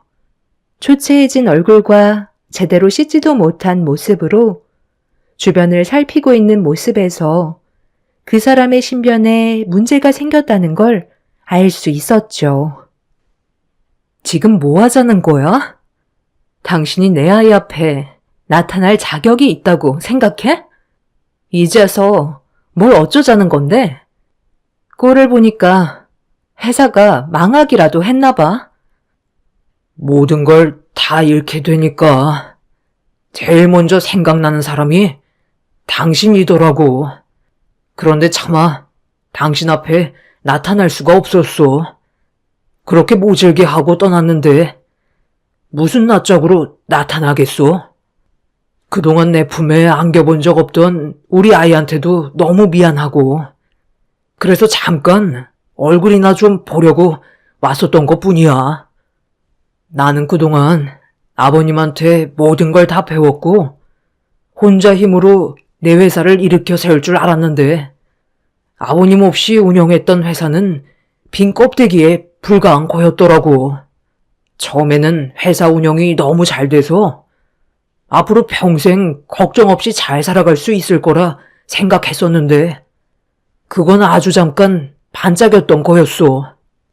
경기의 흐름으로 인해 우리의 회사에도 위기가 찾아왔고 최대한 버티려 했었지만 결국 부도가 나고 말았네. 솔직히 아버님한테 전화해서 도와달라는 말을 하고 싶었지만 어차피 도와주실 것 같지도 않아. 내 손으로 해결해 보려고 했는데 새어나가는 돈은 아무리 메꿔도 메꿔지지가 않더라고. 결국 지금의 나는 빚에 쫓기고 있는 상황이고 언제 사채업자가 나를 찾아올지 몰라 하루하루 피 말리며 살아가고 있어. 5년 전에 당신한테 했던 몹쓸 짓들 정말 미안해. 이제서야 내 잘못을 알 것 같다. 떵떵거리며 잘 살아갈 거라던 남편은 5년 만에 회사가 부도나게 만들었고 막대한 빚에 쪼들려 도망자 신세가 되어버린 상태였어요. 모든 걸 잃게 되니 그제서야 진정한 가족이 무엇인지 깨달은 남편이 참 한심해 보였습니다. 저는 제 아이가 남편 때문에 안 좋은 영향을 받을까봐 더 이상은 찾아오지 말라며 아이를 안고 급하게 차에 올라타 더 이상의 관계를 만들지 않기 위해 급히 그 자리를 피해 버렸네요. 집으로 돌아와 부모님께 이 사실을 알리자 아빠는 어느 정도 예상을 하고 계셨는지 크게 놀라시지도 않으셨어요. 엄마는 그 사람과 엮이는 게 좋을 것 같지 않다면서 괜히 저희 가족한테 또 다른 피해가 생길까봐 유치원을 다른 곳으로 알아봤고 그렇게 이혼을 한 전 남편과는 더 이상 엮이지 않았습니다. 그런데 어느 날 회사에 볼 일이 있어 잠깐 찾아가게 되었는데 5년 전에 저희 가정을 파탄나게 만들었던 상간녀가 제 눈앞의 모습을 드러냈어요. 남편과는 반대로 상간녀는 예전보다 더 겉모습을 치장한 상태였고 누군가 회사에서 나오자 상간녀는 그 남자의 팔짱을 끼며 눈웃음을 치고 있었습니다. 그새 또 다른 남자가 생겼다는 걸 그 모습을 보면서 알게 되었는데 상간녀와 만나고 있던 그 남자는 충격적이게도 저희 아빠 밑에서 일을 하시는 운전기사였습니다. 괜히 저희 집에 또 다른 피해를 입게 될까봐 운전기사분께 전화를 한 뒤에 아빠가 찾고 계시다며 대충 둘러댄 뒤에 카페에 앉아 있는 상간녀에게 다가가 자리에 앉았습니다. 음료를 마시며 저희 운전기사를 기다리고 있던 상간녀는 제 얼굴을 보자마자 음료를 뿜었고 급하게 주위를 살피더니 뭐 하는 거냐고 얼굴을 붉히면서 저에게 화를 내며 언성을 높였습니다. 여기가 어디라고 찾아온 거야? 이번엔 누구 등에 빨대를 꽂으려고. 너 때문에 우리 가정 파탄 난 거 몰라? 그 사람이랑 평생 함께 할 것처럼 얘기하더니만. 그새 또 다른 남자가 생겼니? 그런데 둘이 나이 차이가 너무 많은 거 아니야? 내가 멀리에서 다 지켜보고 있었거든. 내가 이렇게까지 무너졌는데 그쪽 인생이 잘 될 수 있게 내가 두고 볼 것 같아? 둘이 아주 못 죽어서 안달날 정도로 붙어 있던데 그 사람이 부도나고 더 이상 빨아먹을 게 없으니까 내친 거니? 당연한 질문을 왜 물어봐? 내가 왜 그 사람을 선택했었는데 돈이 많아서 접근했던 거고 원하는 것만큼 얻었으니 빠진 것뿐인데 뭐가 잘못됐어? 나 정도의 미모면 원래 다 그렇게 하면서 살아. 대신 상대방은 즐거움을 얻었잖아? 그쪽한테 충족이 안 되는 걸 내가 대신 채워주고 그에 따른 돈을 받은 것뿐이라고. 솔직히 그 사람이랑 결혼까지 생각하고 있었거든? 그런데 너무 빨리 무너지는 바람에 나도 솔직히 당황스럽더라고. 하기야, 돈을 흥청망청 쓸 때부터 뭔가 불안하다 싶었는데 결과적으로 엄청난 빚에 쪼들려서 나까지 피해가 올 것 같아 급하게 그 사람이랑 인연 끊어버렸지. 나한테 글쎄 돈을 빌려달라더라고. 내가 정신 나갔다고 그 사람한테 왜 돈을 빌려줘야 돼? 자기가 선택한 인생 말아먹었는데 남까지 피해를 주려 하는데 같이 있을 필요 없잖아. 아마 지금도 나를 찾고 있을지도 모르지. 나는 이미 그 전에 다른 사람 물색했고 꽤 능력 있는 좋은 남자를 만났거든. 이번에는 나도 진지하게 만나볼 생각이야. 벌써 결혼하자는 말이 나왔거든. 대기업 임원 정도면 고개 빳빳이 들고 대우받으면서 살아갈 수 있잖아. 그 사람 올 시간 된 것 같은데 더 볼 일 없으면 일어나지.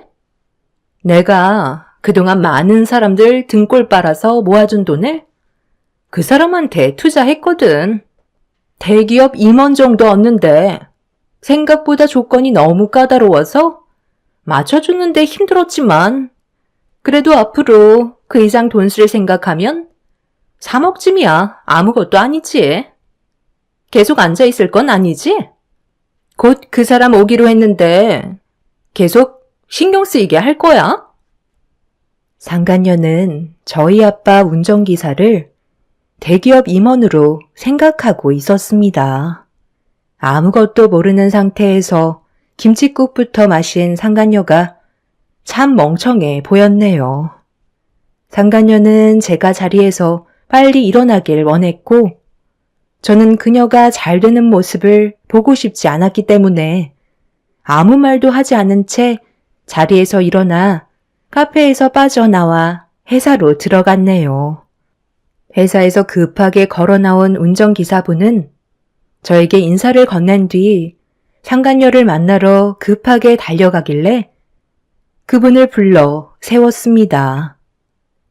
아까 어떤 여자분이랑 같이 걸어가시던데 꽤 가까운 사이인가 봐요.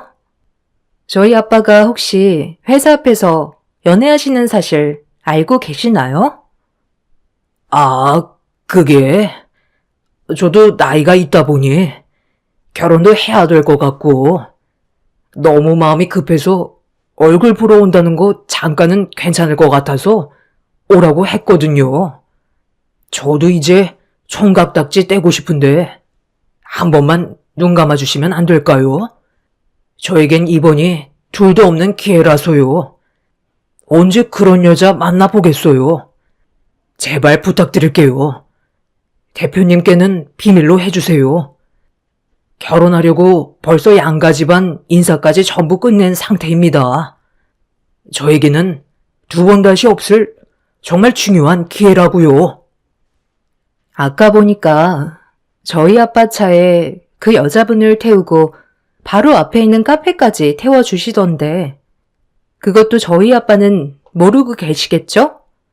다른 사람이 아빠 차에 타는 거 상당히 싫어하시던데. 박 기사님, 여태까지 저희 아빠가 일이 없으실 때 회사 차를 가지고 이용하셨던 거예요? 솔직하게 말씀해 주셔야 할 것 같은데요? 아유, 뭣도 없는 제가 언제 여자를 만나보겠어요. 그런데 저한테 접근한 여자를 붙잡으려고 살짝 거짓말을 쳤어요. 대기업 임원이라고 속였는데 그만한 재력이 있어 보여야 하잖아요. 그래서 지금 저희 집안에서 상당히 무리하고 있긴 한데 일단 결혼만 하면 다 해결될 것 같아서 당분간 대표님 차를 제 것처럼 몰고 다녔던 거예요. 기분 나쁘시겠지만 저 한 번만 살려주시면 안 될까요? 제 인생의 마지막 여자를 놓치고 싶지 않아요. 그 여자 임신까지 했다고요. 상간녀에게 듣지 못했던 임신이라는 말이 나오는 순간 저는 입을 다물지 못했습니다. 운전기사는 상간녀를 얻기 위해 대기업 임원이라고 속인 채 그동안 저희 아빠 차를 이용해서 상간녀를 속이고 있었네요. 저는 더 이상 해줄 말이 없을 것 같아 마음대로 하시라는 말을 끝으로 회사로 들어왔네요. 운전기사분은 상간녀를 진심으로 사랑하고 있었는지 놓치고 싶지 않아 최대한 좋은 모습을 보여주려 노력하고 있었죠. 결국 제가 한 침묵은 끝내 운전기사분과 상간녀와의 결혼까지 이어지게 되었고 저는 두 사람의 행복을 빌어주기 위해 결혼식을 참석하게 되었네요. 저희 부모님은 이미 제가 모든 걸 사전에 다 알려드렸기 때문에 결혼식장에 참석하지 않으셨어요. 운전기사분이 아빠의 차를 타고 대기업 임원이라며 거짓말 친 것 자체가 용서받을 수 없는 일이었죠. 저는 그렇게 멀리에서 운전기사분과 상간녀의 결혼식이 진행되는 걸 지켜본 뒤에 기념사진을 찍기 위해 하객을 부를 때 그녀의 앞에 다가갔네요. 환했던 얼굴을 하고 있던 상간녀는 저를 보자마자 사색이 되었고 당황해하는 눈빛을 보이길래 가까이 다가가 귓속말로 결혼 축하한다는 한마디를 한 뒤에 기념식 사진을 함께 찍었습니다. 그녀는 끝내 표정 관리를 하지 못한 채 저를 데리고 신부 대기실로 들어갔어요.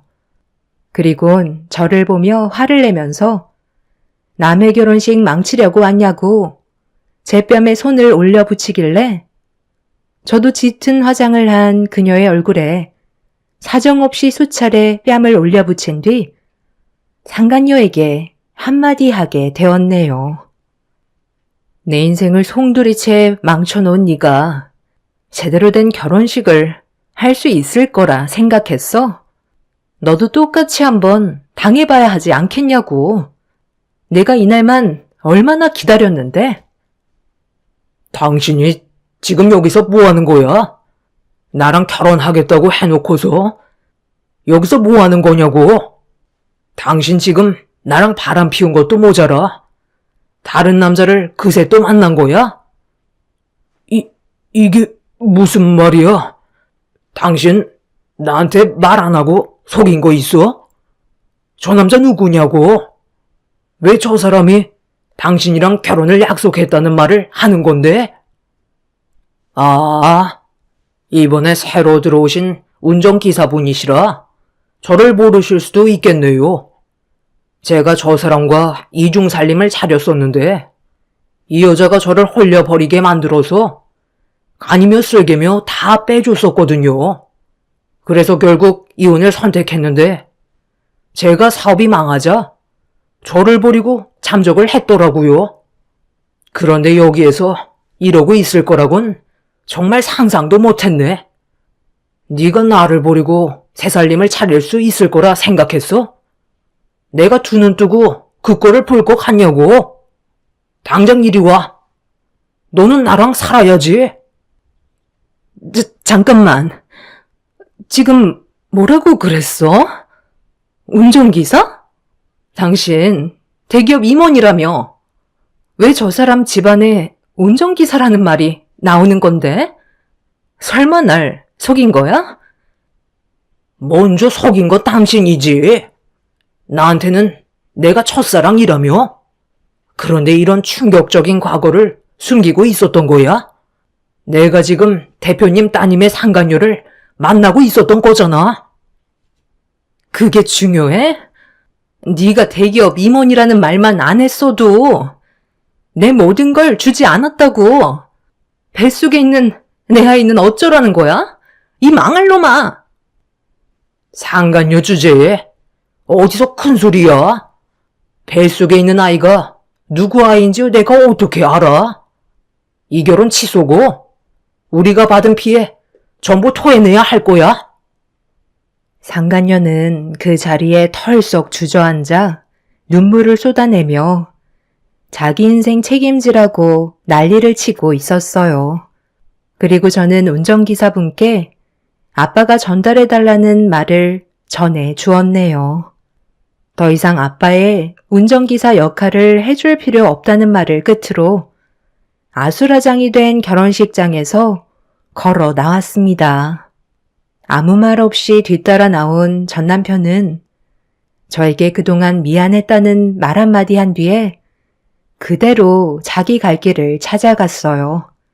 전 남편이 저희 가족에게 그동안 했던 행동들에 대해 용서를 받을 수 있는 방법이 하나 있다며 상간녀의 결혼식을 망쳐달라는 말을 전했었습니다.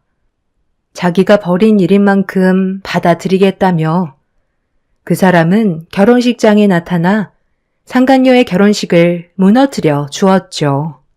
결국 상간녀는 아무것도 얻지 못한 채 운전기사분의 아이를 가진 채 남은 인생을 살아가게 되었네요. 두 사람이 속고 속이면서 자신들이 원하는 걸 가지려다가 결국 둘 다 무너지면서 인생의 나락으로 떨어지고 말았습니다. 그날이 있고 난 이후 저도 어느 정도는 마음이 좀 후련하네요. 앞으로 저희 가족의 삶에 좋은 일만 생겼으면 좋겠습니다. 제 사연 들어주신 분들 감사합니다. 안녕하세요. 저는 34살, 2살 아이를 둔 엄마이며 파주에 살고 있습니다. 현재는 평범하게 남편과 맞벌이를 하며 두 아이와 행복한 가정을 꾸리며 살고 있어요. 제가 이렇게 사연이라는 것을 남기려고 마음먹은 이유는 저에게 일어난 특별하게 생각하면 특별할 수 있는 제 이야기를 하고 싶어서입니다. 지금 생각해봐도 어떻게 나에게 이런 일이 일어날 수 있는지 가끔씩 불을 잡아 당겨볼 때가 있습니다. 이 일이 일어나지 않았더라면 저는 평생을 착한 아이 컴플렉스를 하며 지난 날들을 후회하며 살고 있었을 거예요. 인생을 몇 번이나 포기하려고도 했었습니다. 그런 생활을 할 만큼 너무나 버티기 힘든 인생이었고 매일 하루하루가 지친 삶의 연속이었어요. 그냥 두 아이와 행복한 가정을 만들기 위해서 버티고 버티는 나날들이었습니다. 제 이야기를 하자면 20살 때로 거슬러 올라가야 하겠네요. 대학을 나오지 않고 바로 취업에 들어서며 캐디라는 직업을 20살부터 했습니다. 성인이 되자마자 집안의 가장이 되어야 했던 터라 학업에 욕심을 둘 여유가 없었어요.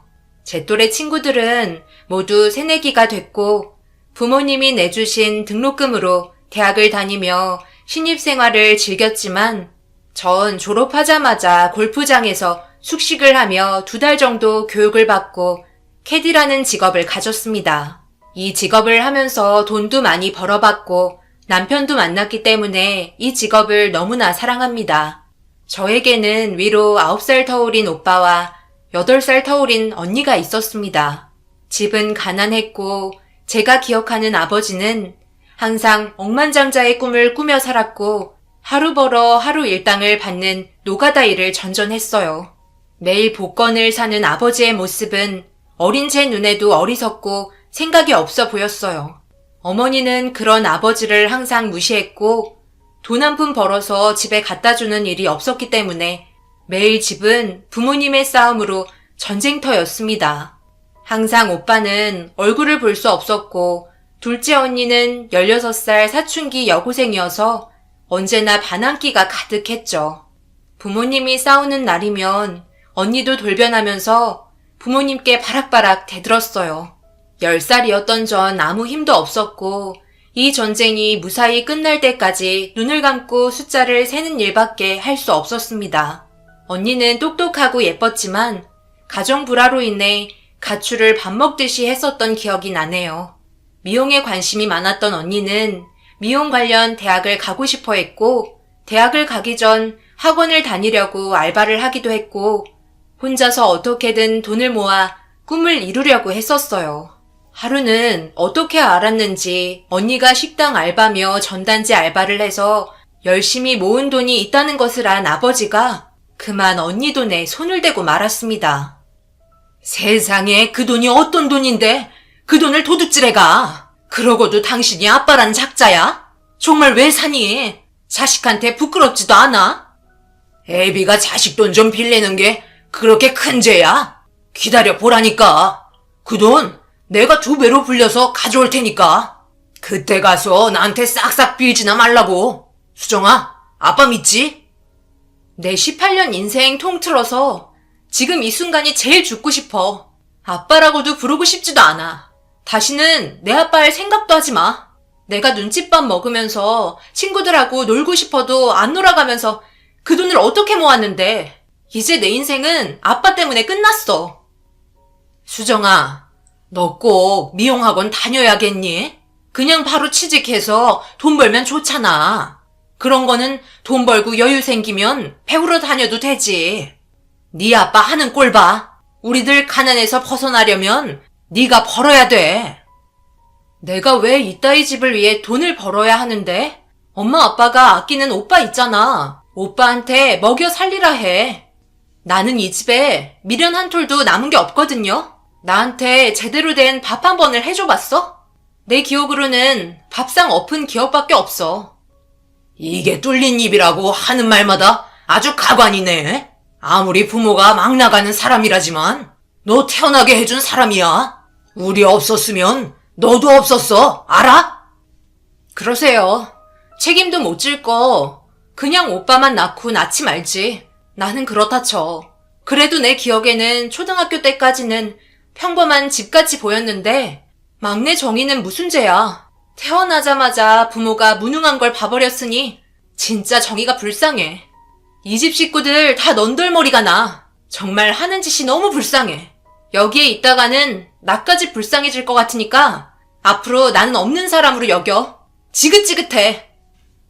그날 이후 언니는 단 한 번도 우리 가족 앞에 나타난 적이 없었고 어디서 무얼 하는지 연락은커녕 함께 학교 생활을 하는 친구들에게조차 연락을 하지 않았었어요. 그렇게 언니가 집을 떠났고 오빠는 엄마의 희망이었기 때문에 대학에 들어가 기숙사 생활을 하며 공부를 했고 대학을 나와 다시 노량진 고시원으로 들어가 공무원 준비를 했습니다. 엄마는 한평생 오빠의 공부 뒷바라지만 했고 제가 성인이 되자 29살이었던 오빠의 학업 뒷바라지를 저에게 떠넘겼어요. 그의 아빠는 불법 도박장에서 시비가 붙어 싸움에 휘말리게 되었고 누구인지도 모르는 많은 가해자들 틈에 몸싸움 도중 그 자리에서 숨을 거두셨어요. 가족들은 아무도 아빠의 장례식장에 눈물을 보이지 않았고 혹시라도 연락을 받고 올지도 모르는 언니를 기다렸지만 언니는 끝내 나타나지 않았어요. 세월이 흘러 저는 캐디 일을 하면서 돈을 모았고 캐디가 돈을 많이 번다는 것을 안 엄마와 오빠는 저를 돈주머니로 아는 듯 했어요. 정희야, 이번만 네 오빠 도와줘라. 그래도 우리 집에 이 엄마 덕분에 공무원 나왔잖니?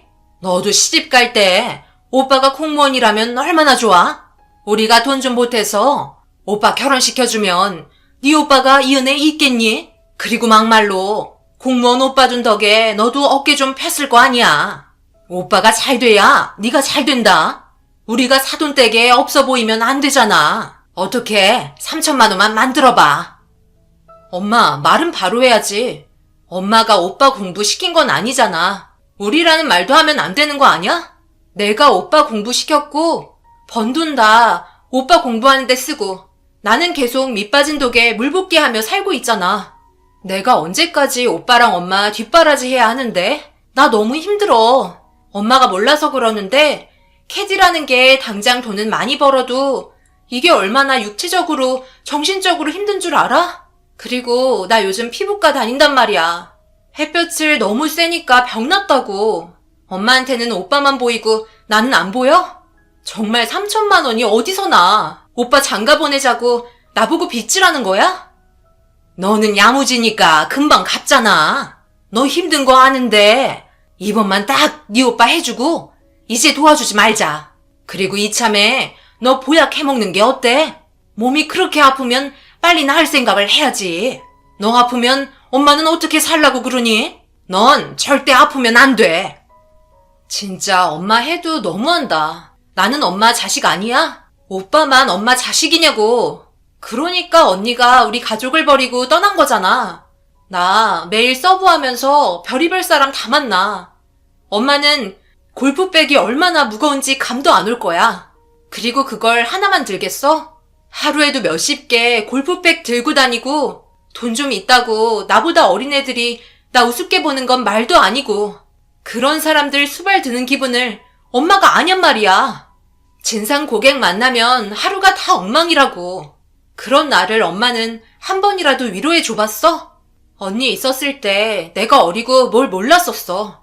무책임하게 우리 가족 버리고 집 나간 언니를 이해할 수 없었고 지금도 원망하면서 사는데 이제 보니 언니가 한 행동들이 이해가 가네.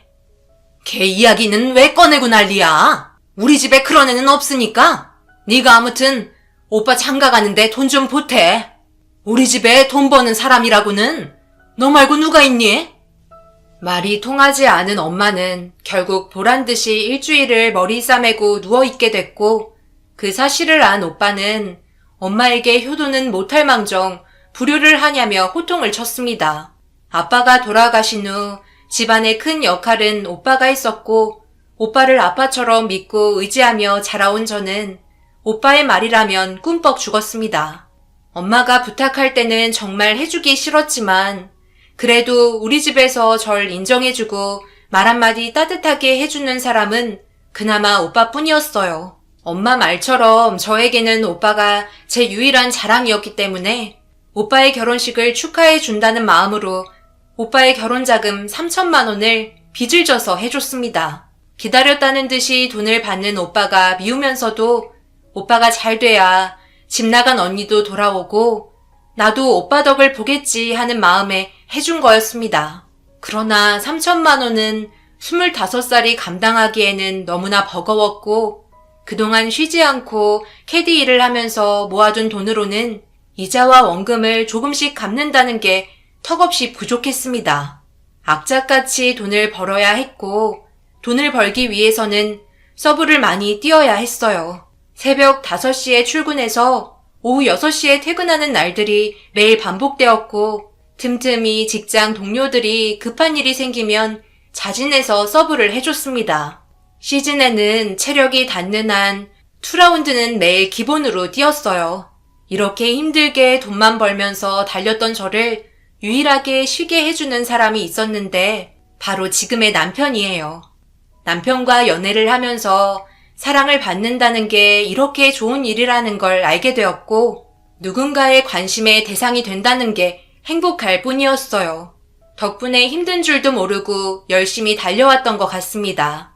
남편은 골프장이 있는 주변에서 작은 정육점을 운영했고 가끔 고기를 식당에 배달하기 위해 골프장에 오곤 했었어요. 남편의 성실함과 저의 성실함을 눈여겨본 팀장님이 둘을 소개해줬고 연인으로 발전했습니다. 서로 마음이 잘 통했고 서글서글하며 잘 웃는 남편을 만나면 만날수록 기댈 수 있는 충분한 사람이라고 생각을 했습니다. 남편은 일찍 부모님이 돌아가셨기 때문에 결혼을 서둘러 하기를 원했고 하루빨리 가정을 꾸려서 행복하게 사는 게 소원이라고 저에게 늘 입버릇처럼 말했어요. 저 또한 인생에 있어 욕심을 내고 간절히 바라는 게 있다면 제가 못 누렸던 행복한 가정을 일구는 거였어요. 남편과 결혼을 약속하고 엄마와 오빠에게 소개시켜주기 위해 고향을 오래간만에 내려갔습니다. 일에 치여 1년에 한 번도 제대로 갈 일이 없었던 터라 이것저것 사들고 집으로 갔는데 문을 연 순간 너무 놀라 비명을 지르고 말았어요. 누구세요? 누구신데 남의 집에 옷을 벗고 이런 차림으로 계시는 거예요? 자기야, 어서 신고해. 집에 도둑이 들었다고 당장. 우리 엄마는 어디 있어요?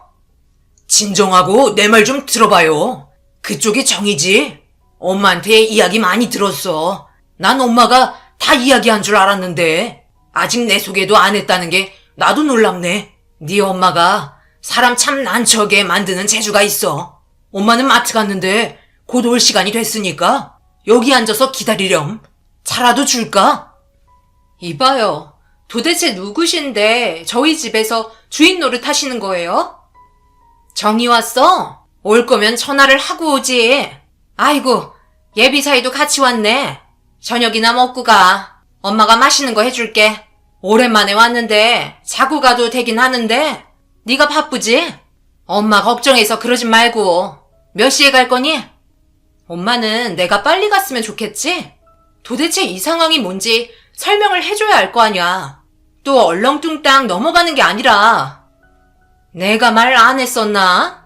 엄마 재혼했어. 1년 됐는데 너 신경 쓸까봐 그냥 식은 안 올리고 서류만 쓰고 같이 살아. 그리고 뭐 이게 자랑할 건 아니잖아. 엄마도 너무 외롭고 맘 맞는 사람 나타나니까 같이 지내고 싶지 뭐야. 재혼? 오빠는 알아? 알겠지. 엄마는 무슨 일이든 나보다는 오빠가 먼저니까. 그렇다고 이런 큰일을 나한테는 한마디 상의도 없이 1년이나 숨겨? 엄마 진짜 너무한 거 아니야? 뭘 그렇게 청색하니? 네가 무슨 말만 하면 이렇게 청색하고 화를 내니까 내가 말을 못하는 거 아니야. 내가 뭐가 너무하다는 건지 모르겠지만 난 너 생각해서 일하는데 방해될까봐 그냥 말을 안 했던 거다. 그리고 내가 이런 거 하나하나 다 네 허락 맡아야 하니? 엄마는 무슨 자유도 없어? 어디서 큰 소리야? 자유? 엄마만큼 자유 있게 사는 사람 있으면 나와보라 해. 아빠 돌아가고 나 취직하고 한 번이라도 일해본 적 있어? 내가 엄마랑 오빠한테 돈 벌어서 갖다 바치는 기계야? 어쩜 이래? 나는 이 가족한테 도대체 뭐야? 1년 전 엄마는 오빠와 상의한 끝에 재혼을 결정했고 제가 알게 되면 일도 쉬고 고향으로 내려올 게 뻔했고 재혼을 반대했을 거라고 생각해 알리지 않았다고 했습니다. 엄마와 오빠에 대한 배신감으로 저는 한동안 몸살에 시달려야 했고 그동안 너무 무리하게 일해서 제 몸은 망가질 대로 망가지고 말았어요. 일은 가는 날보다 못 가는 날이 많아졌고 그런 절 보면서 남편은 너무나 안타까웠는지 결혼을 서둘러 하자고 했고 엄마와 오빠에게 일을 쉬고 결혼을 하고 아이를 바로 갖겠다고 했습니다. 배신감에 다시는 마주하기 싫었지만 가족이라는 이유 하나로 결혼을 알렸는데 뜻밖의 반응에 너무나 비참했습니다. 네 나이가 몇 살인데 벌써 결혼이야? 너 결혼이 뭔진 알기나 해? 네 삶이 없어지는 거라고. 잘 생각해봐. 아직 결혼하기에는 네가 이르지 않아. 너 고작 26살이야. 이런 말을 하면 안 되는 건 알지만 내 동생이라 하는 거야. 그 남자 고아라며? 가족도 친척도 없는 게 살면서 얼마나 힘든 건 줄 알아? 무슨 일이라도 생겨봐. 손 벌릴 사람이 없는 거잖아. 그렇다고 잘났기를 해? 내가 왜 악착같이 병원 원장 막내딸 사이가 됐는데 이게 다 더 나은 미래를 위한 거라고. 내 동생이 그런 남자와 결혼하는 거 나는 반대야. 이게 다 널 생각해서 그런 거야. 그래, 오빠 말 들어. 오빠가 너 평원에 있는 레지던트 소개시켜준다고 보고 있더라. 그래도 네가 얼굴이 판반하잖아. 귀염성이 있어서 애교만 살살 떨면 남자들이 다 좋아할 거야. 캐디 직업이 뭐 어때서? 아직 젊고 예쁘니까. 의사 남편 만나면 얼마나 좋아? 그냥 인생 피는 거지. 네 오빠가 이렇게 장가를 잘 갈 줄 알았으면 네 언니를 내가 붙잡았을 텐데. 수정이가 키도 크고 예쁘고 늘씬했잖아. 딱 의사 선생 사모님 소리 듣는 건데. 그리고 너 결혼은 무슨 결혼이야? 결혼만 하면 아이는 안 가져? 내가 너를 모르니? 어렸을 때부터 너 아이들 엄청 좋아해서 결혼도 일찍 하고 싶다고 하더니 결혼하면 너 인생 끝이야. 모아둔 돈도 없는데 결혼하고 애 갖고. 아유, 나는 너 힘든 꼴 못 본다. 오빠랑 엄마가 다 너 위에서 말리는 거야. 나중에 분명 후회하지 말고 말 들어. 엄마와 오빠의 말도 안 되는 말을 듣고 저는 집을 나왔습니다. 다시는 보지 않겠다고 다짐했고 남편을 믿고 의지하면서 캐디 일을 내려놓고 결혼을 했어요. 신랑과 저희 가까운 지인들만 부르고 팀장님의 배려로 골프장에서 결혼식을 올릴 수 있었어요. 엄마와 오빠는 초대하지 않고 행복한 결혼식이었습니다. 죄책감도 들었지만 그런 것들이 생각이 나지 않게 남편과 직장 동료들은 진심 어린 마음으로 저를 축하해줬어요. 남편은 열심히 일을 했고 저는 아이 둘을 낳고 육아에만 전념했습니다. 한 번도 누려본 적이 없는 따뜻한 가정을 제가 스스로 일궈냈고 별탈 없이 지내는 나날들이었어요.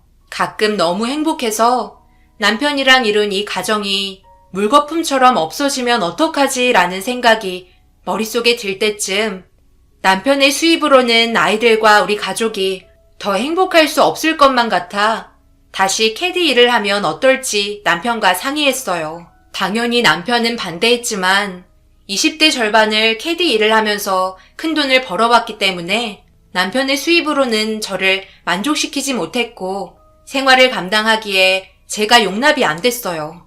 아이들을 어린이집에 맡기고 캐디 일을 다시 시작하고 싶었죠. 하지만 육아맘들이 시간이 제약이 많아 써주려는 골프장은 아예 없었어요. 그래서 골프장마다 생긴 게 한 경기만 뛰거나 시간에 제약을 크게 두지 않아도 되는 마미반이라는 게 있습니다. 시간제 근무 알바라고 보면 되겠네요. 골프장마다 다르겠지만 보통 마미반은 아이를 등원시키고 골프장에 출근하고 하원 시간 전에 퇴근을 할 수 있고 주말은 쉬고 평일만 할 수 있기 때문에 캐디들에게는 황금 알바예요. 그렇지만 그만큼 하려는 사람도 많고 경쟁도 치열합니다. 특히 아이가 있는 캐디들에게는 하늘의 별 따기죠. 짧은 시간에 무리하지 않고 돈을 벌 수 있으니까 얼마나 많은 육아맘 캐디들이 눈에 불을 켜고 자리가 나기만을 기다리겠어요. 골프장 마미반에 이력서를 넣었지만 자리는 나지 않고 한 달이 흐르고 두 달이 흐를 때쯤 결혼 전 다녔던 골프장 팀장님께 전화가 왔습니다. 마미반이 자리가 났으니 출근할 수 있냐는 전화였고 저는 당연히 그 자리에서 승낙했습니다. 일이 잘 되려고 그런지 일사천리로 마미반에 들어갈 수 있었고 절 예쁘게 봐주신 팀장님은 그 사이 승진을 해서 이사님이 되셨어요. 이사님이 잘 되니 저도 기분이 좋았습니다. 이사님은 유독 저를 따뜻하게 대해주셨고 제 편의를 많이 봐주셨어요. 아이가 아파서 어린이집에서 전화가 오면 퇴근을 시켜주셨고 제 스케줄을 저에게 물어보며 잡아주셨어요. 저와 남편도 연결해주시고 환경이 까다로운 육아맘을 위해 모든 배려를 아낌없이 해주셨습니다. 항상 이사님께 감사하며 더욱 열심히 일을 했어요. 남편도 이사님 말이라면 자다가도 일어나 도우러 갔습니다. 마미반을 나가면서 돈을 조금씩 저축할 수 있었고 첫째 아이가 8살이 되기 전 내 집 마련을 위해 저희 부부는 열심히 한 목표를 가지고 달렸어요. 하지만 잠잠하다 싶으면 엄마에게 전화가 와서 제 속을 긁고 엄마가 뜸하다 싶으면 오빠가 제가 다니는 직장에서 꼭 골프를 치고는 했습니다. 새언니라는 사람을 골프장에서 더 많이 만나는 날도 있었어요. 그래도 인연 끄는 가족이라 해도 오빠가 가족들과 골프를 치러 오는 모습을 보거나 제가 서브를 할 때 오빠네 가족을 보면 행복해 보여서 다행이다 생각했어요. 사건이 터진 날에도 어김없이 새언니라는 사람이 친구들과 골프를 치러 왔고 제가 서브를 하게 되었어요. 새언니는 당연히 제 존재를 몰랐습니다. 캐디 복장 특성상 모자를 쓰고 마스크를 착용해야 했기 때문에 제가 신우인 줄은 꿈에도 몰랐을 테고 고객님들은 그렇게 캐디에 관심을 가지지 않기 때문에 저도 나서서 아는 척하지 않고 서브를 했죠. 새언니의 친구들은 모두 사모님 소리를 들으며 소위 말하는 금수저 집안의 딸들이었어요. 그렇지만 그녀들이 하나도 부럽지 않은 게 저보다 골프를 너무 못 치는 거였습니다. 그들보다 나은 것들이 제가 더 많았기 때문에 하나도 부럽지 않았어요. 다들 입만 살아서 수다 떨기만 좋아했지 누구 하나도 제대로 골프를 치려고 필드에 나온 사람은 없어 보였어요. 새언니 역시 골프보다는 집안 재산이 얼마나 올랐고 주식은 얼마나 샀고 계속 오르고 있다는 이야기만 떠들어댔어요. 그러다 새언니 친구 중 한 분이 골프공을 주머니에 넣고 바꿔치기 하는 것을 저와 눈이 딱 마주치고 말았습니다. 그 광경을 보자 입에서 이렇게 게임하는 게 아니라는 말이 저도 모르게 나와버렸고 그 순간 드는 생각은 모른 척 해야겠다는 생각뿐이었습니다. 그래서 곧바로 뒤를 돌아 카트 쪽으로 걷기 시작했어요. 그런데 갑자기 고객분이 제 머리채를 잡아 뺨을 치곤 저를 땅으로 곤두박질 치게 만들었어요. 너무 갑자기 당한 일이라 손쓸 수도 없이 넘어졌고 새언니와 친구들은 저와 고객님에게 몰려들었습니다. 저랑 함께 서브를 한 캐디 언니가 무전으로 상황을 알렸고 뒷타임 사람들도 무슨 일인지 저희 쪽으로 오고 있었어요. 야, 너 나보고 웃었지? 뒤돌아보고 웃음이 나오니? 캐디 주제에 어디서 게임을 이렇게 하라 말아야. 감히 날 비웃어? 생각할수록 어이가 없네. 네가 뭔데 나를 내려봐. 캐디면 캐디답게 짐만 들고 운전하면 되지. 웬 참견이야? 고객님, 뭔가 오해가 있으신 것 같은데요. 저 비웃은 적 없고요. 고객님이 주머니에 있는 골프공이랑 바꿔치기 하셨잖아요. 그래서 전 룰을 알려준 것 뿐이고요. 절대 고객님을 비웃거나 뒤돌아서 웃은 적 없습니다. 그리고 캐디가 짐만 나르고 운전만 하는 게 아니라 고객님께 코스 설명도 해드릴 수 있고요. 이게 끝까지 말대꾸네? 아주 박사님 나셨구나. 그렇게 잘 치면 캐디 하지 말고 너도 돈 내고 골프 치지 그랬니? 너 내가 공 바꾼 거 봤어? 그리고 이게 어디서 큰 소리야. 진짜 쪽팔리게. 너 오늘 직장 잘리는 줄 알아. 캐디 주제에 아주 고객을 우습게 보고 있어. 그만해. 저런 애들 한두 번 겪니? 집불도 없으면서 자존심은 있어가지고 어디서 우리를 가르치려 들어. 혹시 돈 같은 거 요구하고 그런 사기칠 생각 마라. 우리가 그런 애들 수없이 많이 겪어봤어. 없는 것들이 어떻게 해서든 있는 애들 따라하고 시기하고 너도 우리 보면 그랬을 거 아냐? 우리가 그렇게 부럽든? 우리 오빠가 여기 자주 오길래 회원권까지 끊어서 쳐주는데 이렇게 막 나와도 되는 거야? 캐디 주제에? 여기 진짜 왜 이래? 공칠 맛도 안 나고 다신 오나 봐. 그리고 너 그렇게 사람 함부로 모함하지 마. 이깟 안 치면 그만이야. 내가 왜 그런 수고를 하면서 공을 치겠니? 튀고 싶거나 거짓말을 하려면 좀 그럴싸한 거짓말을 해. 새언니 친구들은 점점 흥분을 하면서 심한 모욕적인 말들을 퍼부었습니다. 그때 뒷타임 고객님들과 캐디 언니들이 와서 이 상황을 말리려고 했어요. 그런데 뒷타임 고객님 중에 한 고객님이 갑자기 카트에 있는 새언니 친구들 골프백을 카트에서 내리더니 백에 있는 골프채를 하나씩 빼고서는 바닥에 던지기 시작했습니다. 골프채는 누구 거라 할 틈도 없이 필드에 뒤섞여졌고 모두들 멍하게 고객님을 바라봤어요. 채들이 다 던져지고 골프백만 남겨지자 뒷타임 고객님은 빈 골프백을 들고 저를 때린 고객님의 얼굴에 씌워버렸습니다. 그리고 나머지 빈 골프백도 차례차례 새언니를 포함해서 다른 고객님들 머리에 씌우고 말았어요. 저와 캐디 언니들은 멍하게 바라볼 뿐 누구 한 명도 나서지 않았습니다. 멋진데? 너희들한테 딱 어울리는 헤어스타일이다. 내가 요즘 스트레스가 너무했는데 덕분에 좋은 아이디어가 생각났어. 너희들 이거 쓰고 걸어가. 어디서 신성한 골프장에서 폭력질이야? 내가 보니까 니들이 잘한 게 하나도 없는 것 같은데. 저기 캐디 언니, 아까 폰으로 동영상 찍던데 잘 가지고 있어. 이런 년들은 아주 매장을 시켜야 해. 사람 귀한 줄도 모르고 여기 니들이 전세 냈어? 다른 고객들은 보이지도 않니? 너희들보다 더 잘난 사람들 여기 수두룩해. 그런데 말 한마디도 못하고 끼지도 못하는 주제에 적어도 여기 캐디 언니들은 골프만큼은 니들보다 한 수 위일 거다. 치지도 못하는 것들이 와서 골프장 물을 이고 있어. 부모 잘 만나서 호강하지. 그게 평생 니들 건 줄 알아? 있는 것들이 더 무식해가지고는 여기 있는 사람들 중에 너네보다 못난 사람들 한 명도 없어. 하물며 여기 이 풀도 니들보다 100배 1000배 제 역할 충실히 하고 있는 거 안 보이니? 사람이면 사람답게 굴어. 자기 성질머리대로 하지 말고. 멀리서 사무실 직원들과 이사님이 달려왔어요. 다른 직원들이 새언니와 그 무리들을 달래며 안으로 들어갔고 이사님은 저를 구해준 고객님에게 90도로 인사를 하며 죄송하다고 말했습니다. 그때까지만 해도 어안이 벙벙했는데 절 구해준 고객님이 서둘러 카트를 타고 가려고 하자 감사한 마음을 전하고 싶어 카트를 막아 섰습니다. 그리고 너무나 감사하고 죄송하다고 말씀드렸어요. 깊숙이 고개를 숙여 인사를 드리고 고객님의 얼굴을 보자 그 자리에서 눈물이 펑펑 나왔습니다.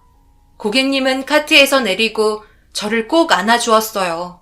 그 품은 마치 살면서 느껴보지 못했던 진짜 가족이라면 할 수 있는 아빠와 엄마, 오빠와 언니가 안아주는 그런 포옹이었어요. 너무나 따뜻하고 힘이 들어간 포옹은 제 눈물만 더 나오게 할 뿐이었습니다. 내가 미안하지. 네가 왜 미안하니? 내가 다시는 저런 애들 못 오게 할 테니까 울지 마. 나는 네가 날 못 알아볼 줄 알았는데 고맙게 한눈에 알아봐줬네. 나 원망 많이 했던 거 알아. 그래서 이 언니 악착같이 성공해서 우리 정희 앞에만큼은 떳떳하게 나타나고 싶었는데 매번 기회를 보긴 했는데 언니가 용기가 없어서 네 주위만 계속 맴돌았었어.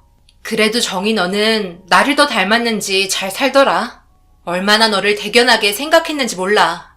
그래서 나도 버틸 수 있었고 이제는 언니 성공해서 전국에 운영하는 미용실도 많아.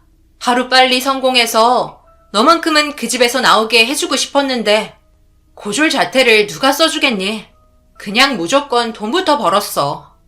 그리고 그토록 하고 싶은 미용학원부터 다니고 잘 나가는 디자이너들 밑에서 보조하려고 별의별 짓 다 하면서 머리 만지는 일이라면 어디든 갔지. 그러면서 기술 익히고 밤에는 공부하면서 전문대지만 대학도 나오고 그러다 정말 생명의 은인 같은 선생님 만나서 언니 유학도 다녀왔다? 놀랍지? 그러다 헤어 제품에 관심이 생기고 유학하면서 같이 공부한 친구들이랑 헤어 제품 만들어서 팔고 그게 잘 되어 한국에까지 소문이 난 거야.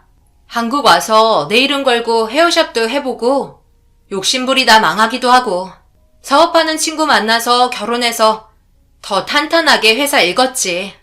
열심히 하다 보니까 미용 업계에서는 언니가 조금 유명해졌어. 그렇게 해서 이렇게 네 앞에 와 있고 너한테는 언니가 빚을 많이 줬다.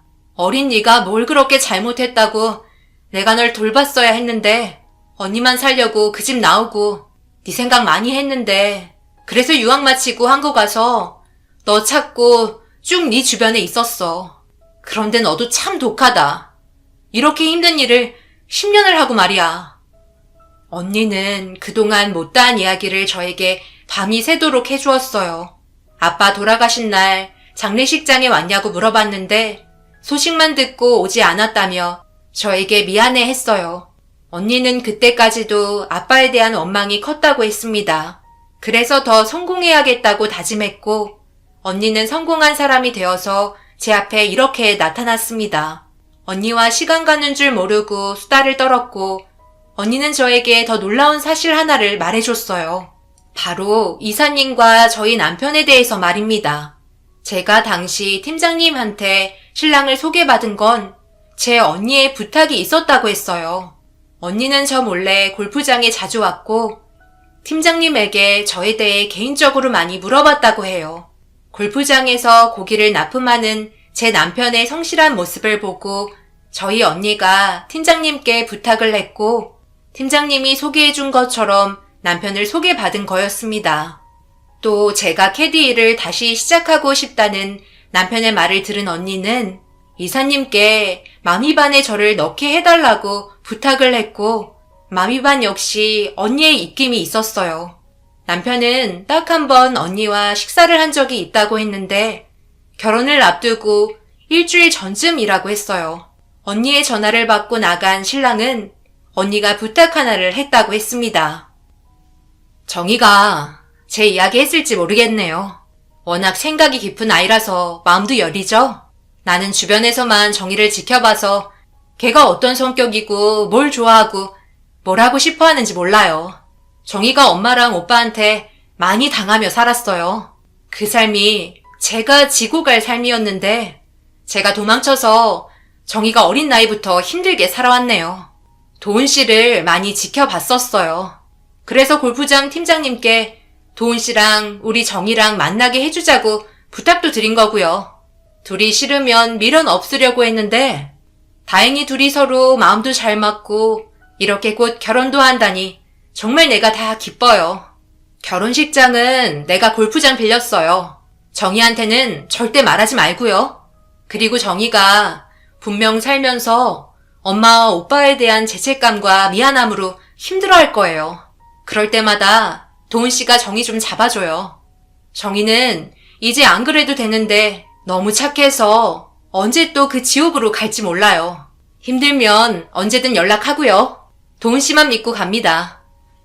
언니는 그렇게 제 몰래 남편과 자주 연락을 했고 이제 언니를 눈앞에서 볼 수 있게 되었어요. 언니를 원망하며 살았고 엄마와 오빠가 저에게 못되게 굴 때마다 언니 탓을 하며 살았습니다. 하지만 저희를 버리고 간 언니도 마음 편히 못 지냈다는 것을 알게 되니 언니를 이해하게 됐어요. 그리고 여전히 언니는 엄마와 오빠에 대한 미움이 남아있어서 연락을 하지 않기로 했습니다. 오빠에게 전화가 온 날 갑질당했던 일을 말했고 새언니의 인성에 대해서도 오빠에게 말했습니다.